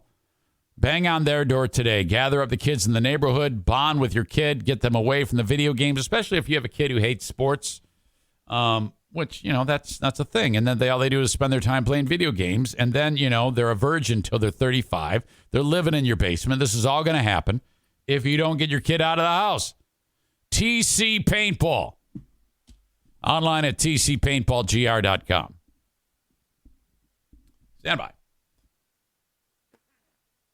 All right.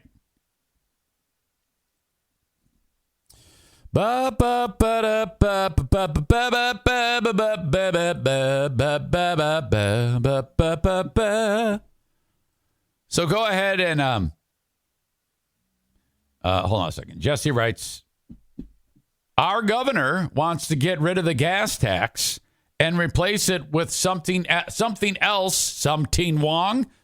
else to collect the money. Well, all right, cool.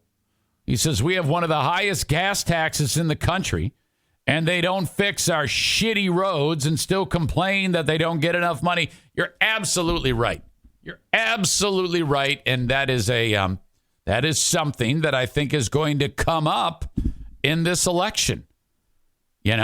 I think a lot of roads have been repaired, but not all of them. And I don't know what the hell is taking so long. Do you remember when she took office and she wanted like some ridiculous gas tax increase that everyone went, what the fuck are you talking about?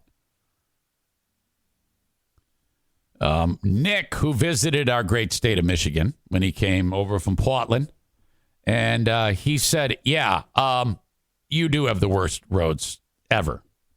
Absolutely true. How about a tampon tax to make up for the gas tax laws? Yeah, of course. Who the hell is running for governor in the state of Michigan? I mean, I do know who's running for governor. You've got the Capitol insurrectionist who lives by me over here in Allendale. Jesse says he's referring to Pennsylvania. Ah, you've got a problem over there too, huh? You've got Dean's sister is running for governor. And then I just saw some guy today who launched a campaign, Perry Johnson. That's the one I saw. He calls himself, what is it, a governor guru or a business guru or something like that. I don't know. He's got an oddly shaped head. Shelley says, for real, Dean? No, that's true. Dean's sister is running for governor. There's that old dude who fell asleep during his ad. I didn't see that one. Quality guru. That's Perry Johnson, who, when I heard the ad, I wasn't watching it. I was just listening to it. I went, wait a minute. There's some guy running for governor named Harry Johnson. I am absolutely going to vote for Harry Johnson on that reason alone, that he's a Harry, but it's Perry Johnson. Yeah, so that Adam says, I keep getting random texts from Perry Johnson. Perry Johnson is the first name that anyone knows because he started to advertise. And honestly, that is what wins elections.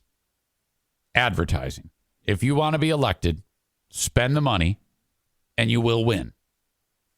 You're not going to get by with just a couple of yard signs. Oh, the crazy chiropractor, Soldano. Isn't that his name? Perry Soldano, Gavin Soldano, Garrett Soldano. He's another lunatic insurrectionist. So you've got Storm the Capitol, piece of shit, insurrectionist, chiropractor, Dean's sister, and Harry Johnson. That's it.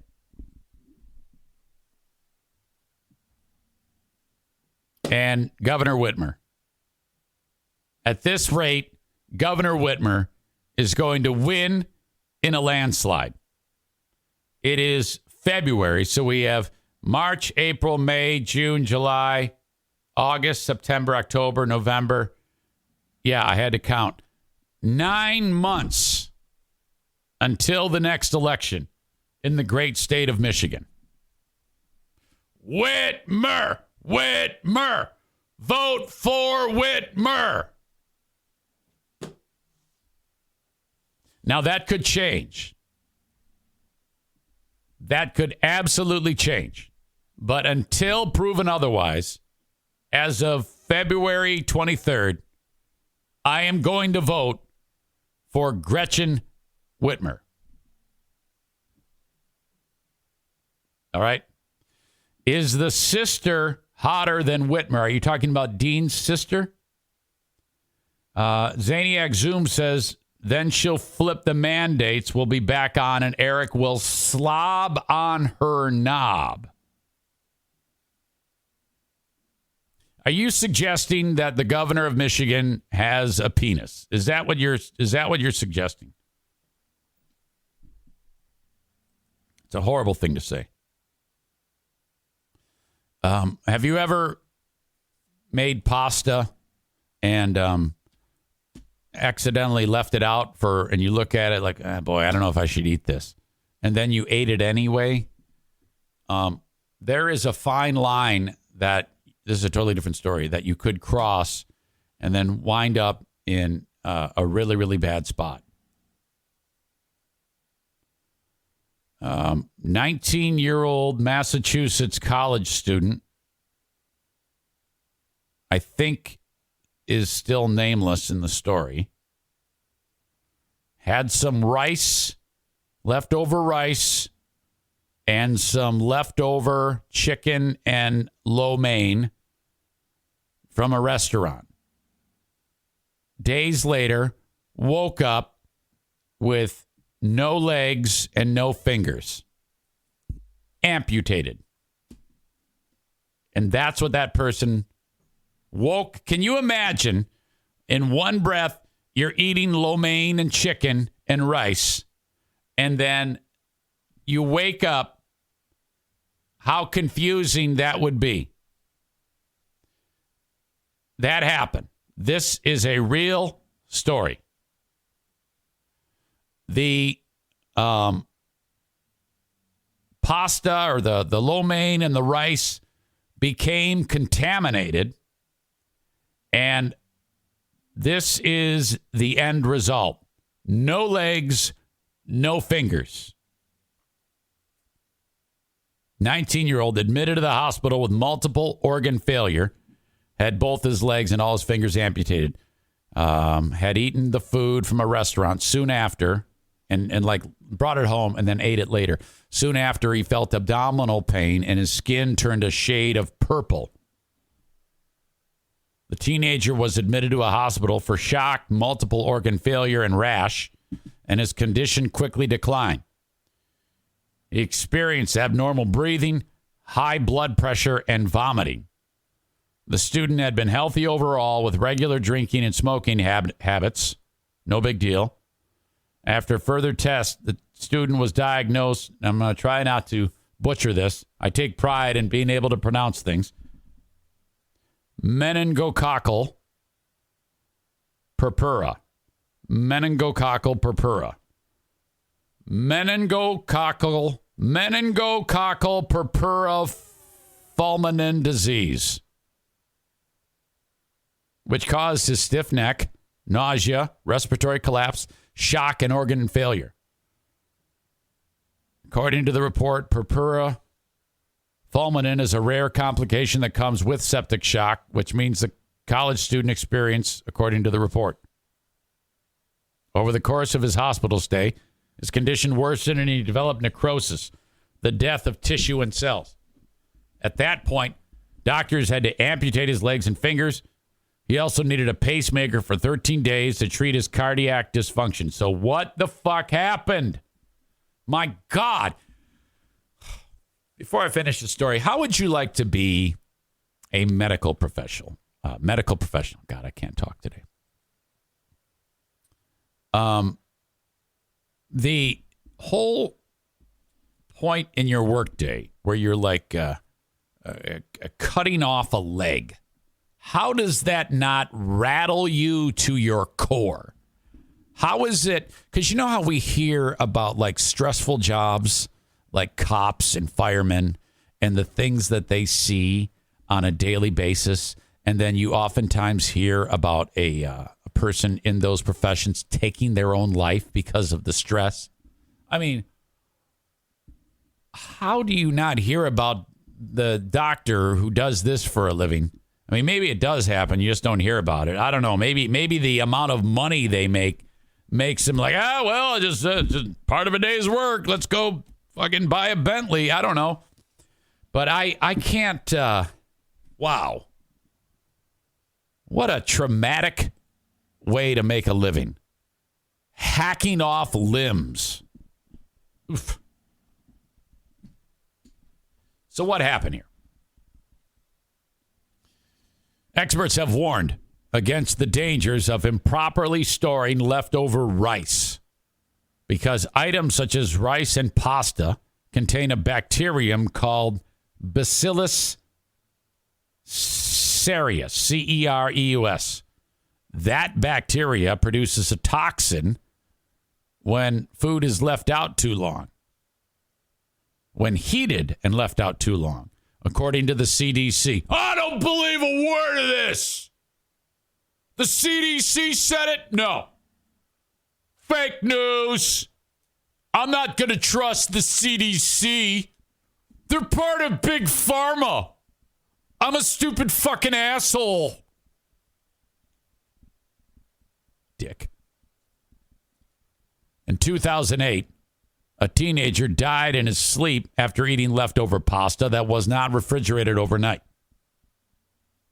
A case that was reported in the Journal of Clinical Microbiology. Fake news! The medical team learned that although the Massachusetts student hadn't received a first dose, here we go. The medical team learned that although the Massachusetts student had received a first dose of the meningococcal vaccine, he never received the recommended booster. Fake news! Fake news! His roommate also ate the leftover food and vomited, but didn't have life-threatening reactions. Oh, my God. Shit. So, let this be a lesson. Do not eat rice or pasta that is not appropriately stored. Do not eat food that's been left out. As a rule of thumb, don't do that. God, I cannot believe that.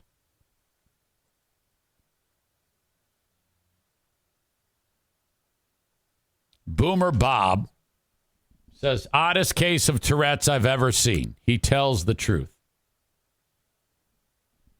Does this mean bad news for Saul's Thai Cobb sandwich? Sticks Swim Champ says, if that kid had ivermectin, he would have both his legs. Probably would have grown his third leg. Yeah, Boomer Bob. He's all about the conspiracy theories. Oh, man, these two.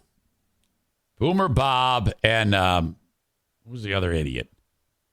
Philly Dick. What's his name? Philly Dick and Boomer Bob and, I don't know, Philly Fuck.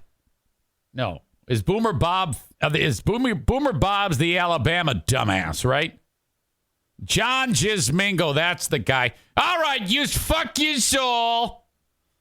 Yeah. When is your next show? It's kind of like, I don't know when you guys are on off the top of my head. Isn't it on twice a week, Bob? I see it from time to time on Twitch. You're tonight. And John Jizmingo's in New Jersey, lives in Jersey? I know that. What part of Jersey? All right. I'll see you. I'll see you there. I know Kate will be there. And Nick will be there. You should watch that stream. That's a great stream. They're wrong about everything, but they're entertaining. The Boomer Bunker is an entertaining stream. I will say that. They do a good job. They're wrong about everything, but they do a good job. It's entertaining. Don't go there if you actually want facts. Go there if this is what they do. They sit there and they play videos of other conspiracy theory assholes, and then they talk about them. That's the show. From two really, really dumb individuals.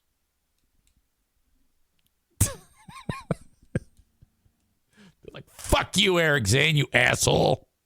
Fuck you all. Donut. I've had it with you sons of bitches. This is the last fucking rubberneckers. A lot of people started talking about this, and there are some podcasts that are right out of Michigan. One of these is the Eric Zane podcast. Eric Zane, who was fired from... Eric Zane, he was... I know. He was part of... Whoever that was, he cracked himself up. A morning show, I think it was called Free Beer and Hot Wings, and then somehow he got fired, and now he's doing his own show. He was the guy that was on WATP, Who Are These Podcasts, the first time I was Cringe of the Week when I had the meltdown on Rubberneckers. Absolutely lost his mind at the clip, too. Glorious. Yeah, he thought it was funny. Go down in history. Well, I didn't know at the time that Eric Zane was a Nazi. I had no idea. What the fuck?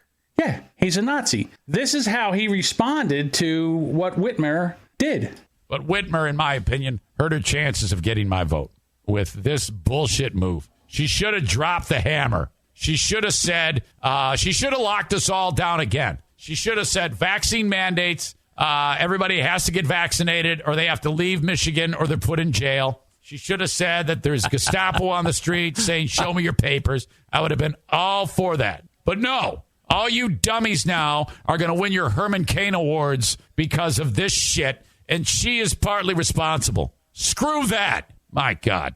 That's your buddy. Okay, dude, if you are that fucking scared and that worried to blow it out of proportion like that we would need Gestapo and paper police, don't fucking go outside.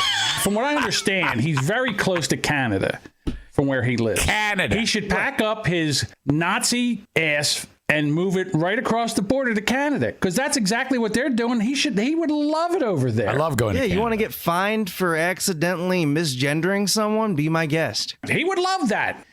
I mean, I couldn't believe he was that much of a leftist. I was shocked when I heard that. I was like, are you kidding me? Like, he's calling the other guys dummies? At least they're not Nazis. I mean, that's what actual Nazis would say. It's as fascist as it gets. Absolutely nuts. I couldn't believe it. That's why I had to pull it. I was like, holy shit. I listened to the show. But then again, as Eric says, oh my God in heaven. Shoot me in the fucking face. Well, you know what? Your stormtroopers, your Gestapo, you might get your wish one day, Eric. How is it that bad? I actually had to rewind it and go back and listen to it again. I thought I misheard him. I thought maybe, as I was driving, he was talking about somebody else. Nope.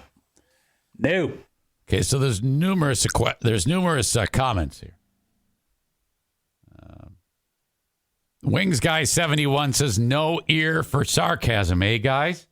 Kyle says does not appear they get parody jokes. And by the way, this is not the Boomer Bunker. That was the Gaslighting podcast. No, well, I mean, you got to understand. It is not the easiest thing in the world to think. And those are stupid people. But stupid people can't have podcasts. And frankly, stupid people doing a podcast, that's a good podcast. If there's stupid people talking, I want in. I want to hear stupidity. Because if stupid people are talking, it's going to draw something out of the non-stupid people who's going to be like, what the fuck? And if it draws something out, that is a winner. I guess that show is now dead. It's a dead show. Gaslighting with John and Devin. Why did they stop? Why do you people stop podcasting? You should never, ever stop podcasting. Stick Swim Champ says it's bad enough to not get hyperbole through text. Yeah, well, Zane, Nick says, Eric, evidence that is a fact. Talking about stupid people having a podcast. Yeah, I'm not saying that I'm not stupid. Sometimes I'm smart. Sometimes I'm stupid. I'm just like you guys. We're all in the same boat. I do actually think that I'm smarter than all of you, though. I'm a little stupid, but you guys are all really, really stupid. Really dumb. There's some dumbasses that enjoyed this show. I'll tell you that right now.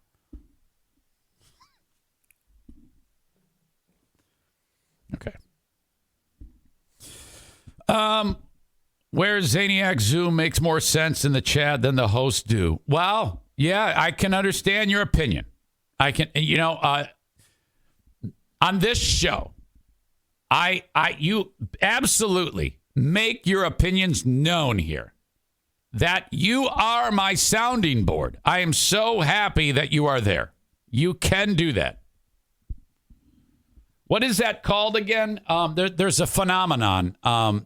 Stupid guy thinks he's smart because Nick wrote breaking news. Stupid guy thinks he's smarter than everyone.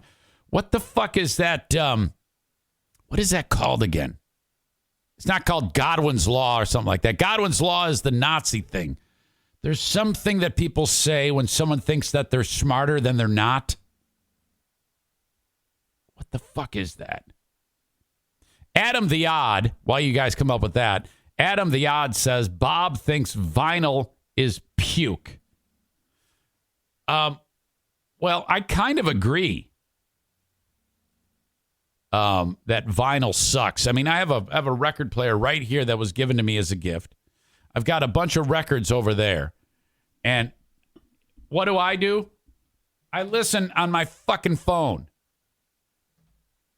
I never ever listen to any of my vinyl. In fact, I've been giving it away to Adam.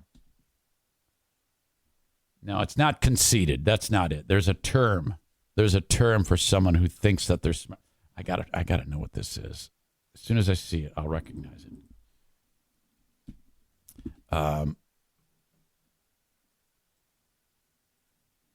Term when...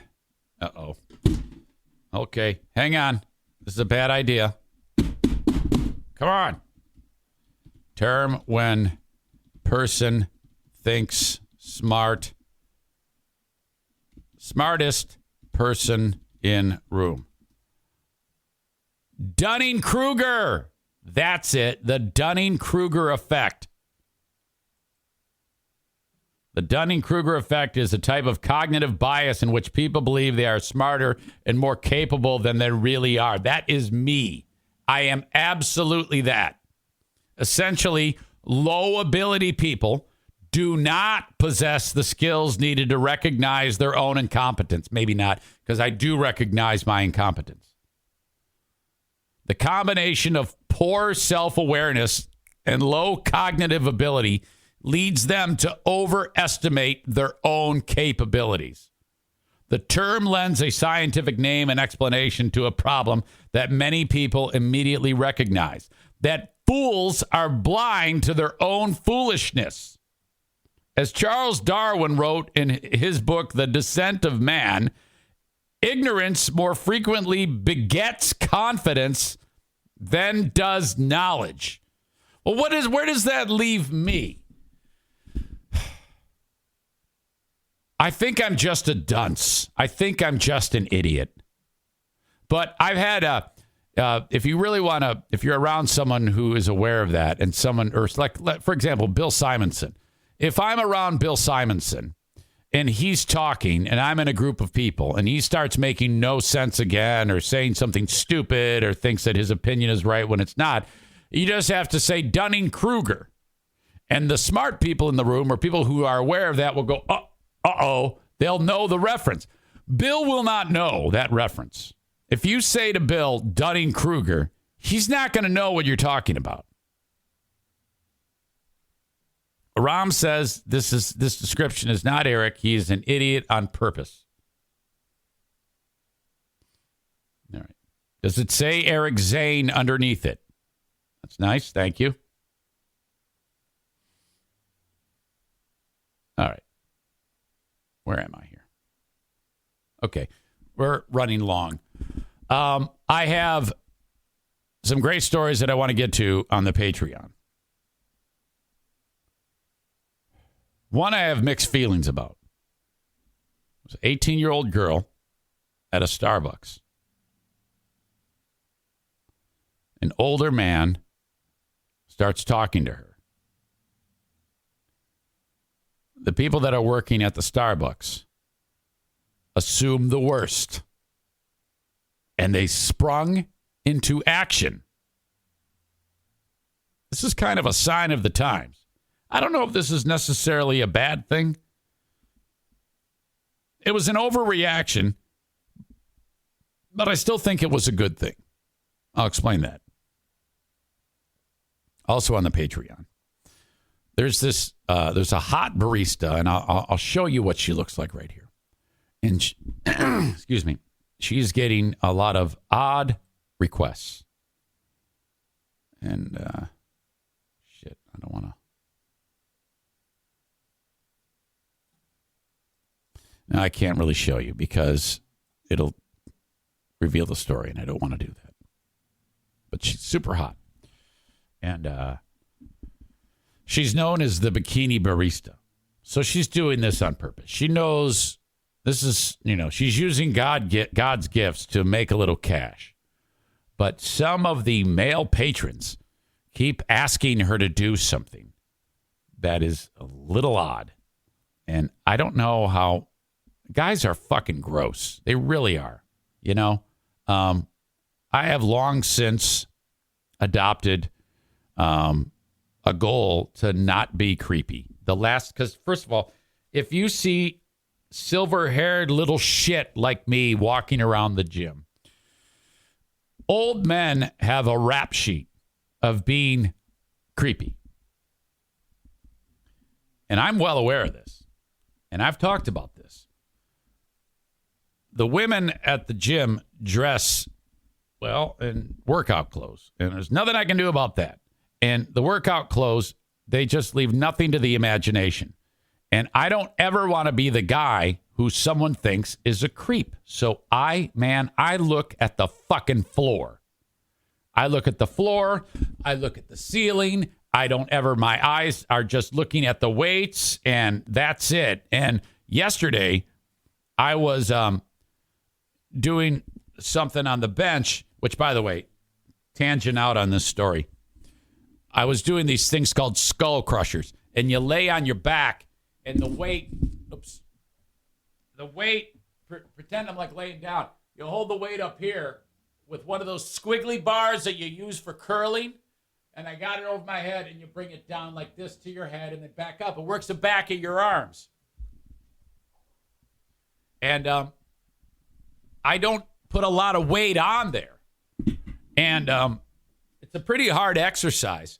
They call them skull crushers because if you lose it, the bar hits you in the head. So I put the bar weighs 25, and I put a 10-pounder on each side, and then I'm going to get the 5-pounder and the 2.5-pounder that's going to go also on each side.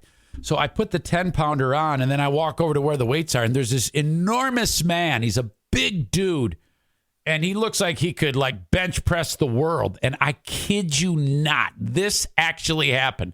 I can't believe I forgot this story when I was talking about bench pressing, but I'm glad I remembered now. He walks by my little area there, and he can't hear me. He's got earbuds in. I didn't say anything, so if I said anything to him, he wouldn't have heard me. But he actually walked up to the weight, looked at it, and sneered and shook his head. Like he went, pfft. Like he was disgusted that someone, me, was lifting that amount of weight. He was shaming whoever was lifting that, and he might have known that I was setting up my weights. I don't know, but it didn't matter. But I can't figure out what he was doing. The only logical explanation is he was sneering at whoever the piece of shit is, me, who's lifting that light weight. And he had a visceral moment where he acted out and he sneered and shook his head. It was like if he was making a noise, it would have been, pfft. Yeah. I mean, and he had that look too. He looked down, he stopped over it, looked down and went, tch. Shook his head and then walked away. And I'm like, oh no, what the fuck? So I'm like, well, what do I do? And I'm like, well, I know what to do. Nothing. So I put my little weights on there. I did my exercises and I'm like, oh, fuck, holy shit. So what a fucking Neanderthal caveman that was. But anyway, back to the original reason why I brought this up. There's a chick there right next to me with her ass right in my face and super tight fucking yoga pants or whatever the hell with they're the type of yoga pants where nowadays they have sheer spots. You ever see those? There's the regular pant and then it's sheer in various areas to show more skin, or there's little slits in it to show more skin. I'm waiting now for just a waistband with a muff zone, and then that's it. And then the rest is just open leg. Why not that? Why not have just a waistband with a muff cover, and then that's it? So she's got 99% mesh and slits on these yoga pants, and her ass is right in my face, just to my right. And I'm laying on and I do my bench, my little skull crushers. I put the weight down, back onto the floor, and then I sit up, and she's right here doing lunges. And I'm like, don't look. And she's probably like 23, you know? And I'm like, I couldn't tell you what she looked like. I couldn't tell you if she was hot or not because I didn't look. I sat there recovering, and this is me with my head down, seated on the end of the bench, staring at my feet. Waited a little bit of time, recovered, and then got back at it. I will not look at you. I don't want anything to do. I'm because if I even glance, someone's going to see me looking at your muff cover, and that's going to be a horrible, horrible thing.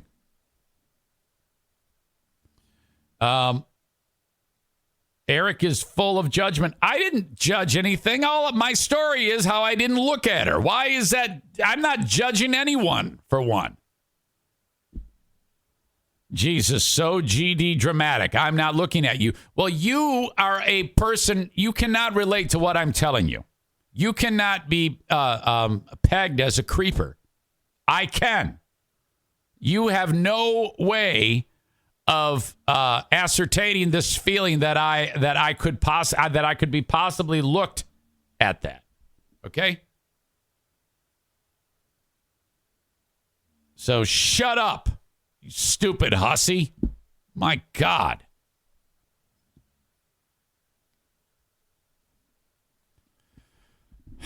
So I just try to, that's all I do. I just try to avoid looking like an animal. Former NFL football player Reuben Riley works out there. Reuben was a 4-year starter at Michigan. Who did Reuben play for? Hang on a second here. Reuben works out at our gym, and he was there yesterday. And Team Knuckle Dragger. Look at Reuben. Reuben's a gigantic offensive lineman. This is Reuben when he played at Michigan. He lives in the area, and he works out at the Y.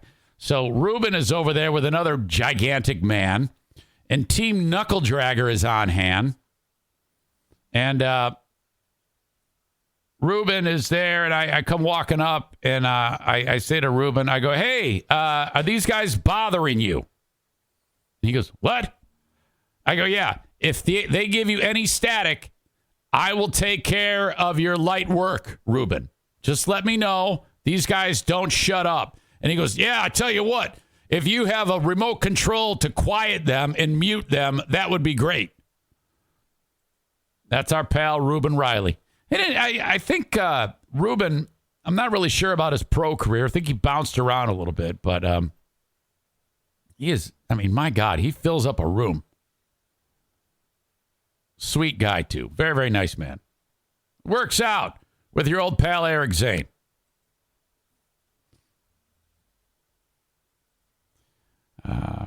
Wear a hat. It helps hide your eyes and avoid looking like a perv. No, I'm not looking at anybody.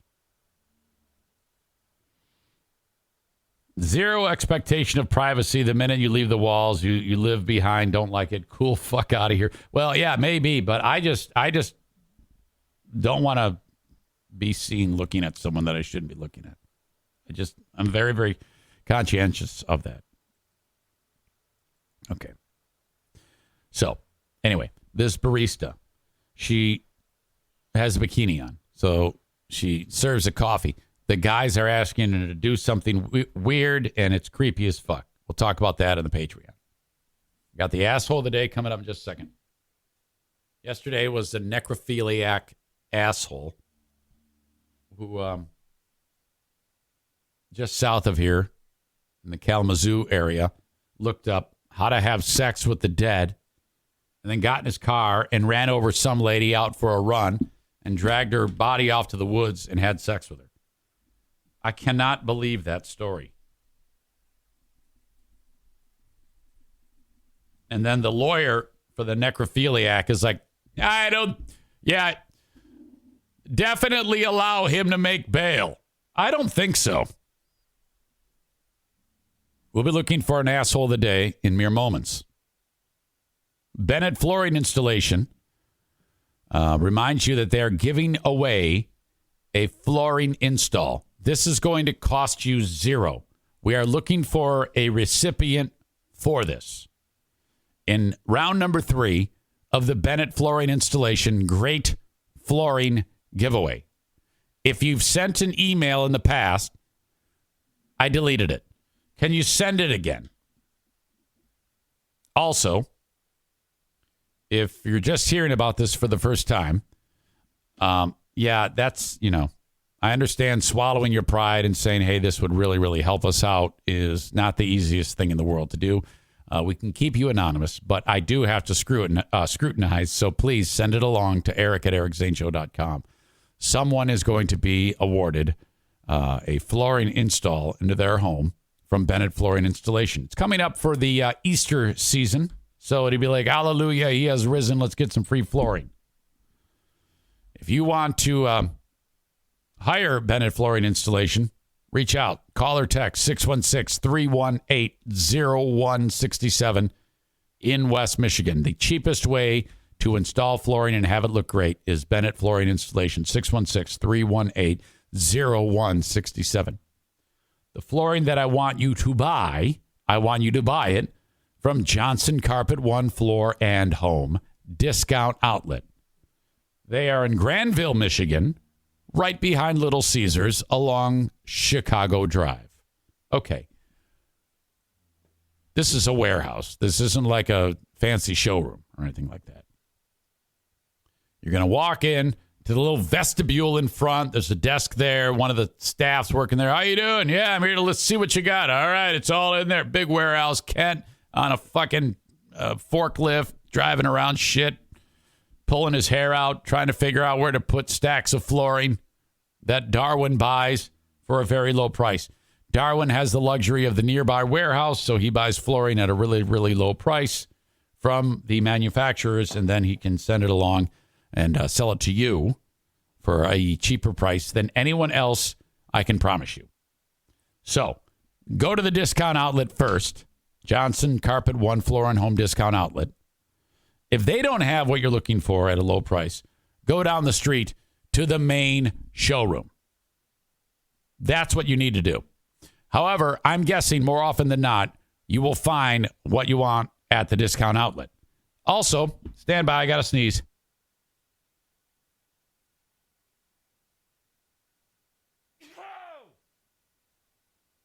Oh my gosh. If you say my name to the folks at Johnson Carpet One Floor and Home Discount Outlet, you're going to save an additional 10%. Okay? At Johnson's.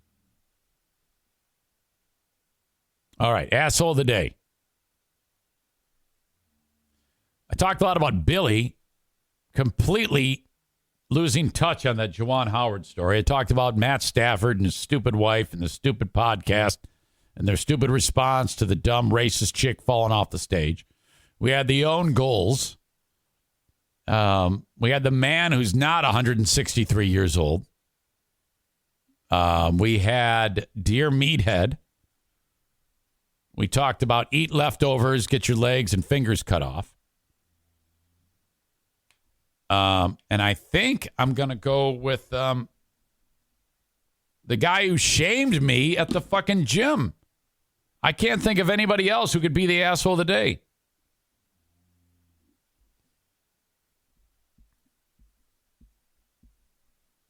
Shaming asshole at gym. Guy was as big as a house, too, man. Rom says, whoever stored the rice. There you go. That is your asshole of the day. Asshole of the day, anyone who complains about being looked at while wearing clothing you wouldn't wear as a nursery school teacher in a public setting. If I can read your lips without looking at your face, that's on you, not me. Well, no one really complained. I think you're kind of putting a variable into a story that didn't actually happen. I just try to err on the side of caution. That's all. It's not my fault you hate women, Nick. Oh my God, what's your problem? Hey, Nick, why don't you do this? Text me some jokes that you said in the show later on today, or tell me to go back and look up at some cool jokes that you wrote, and we'll go back and review them. That'll be super funny. Hey, oh man, you missed some cool jokes that I said. They're really funny. Go back and read them. Idiot. Yeah, sure, no problem. That's a good one. That'll be real funny out of context, stupid fucker. Eric, go back and read comments. Yeah. Have a good one, folks. Talk to you. Bye-bye.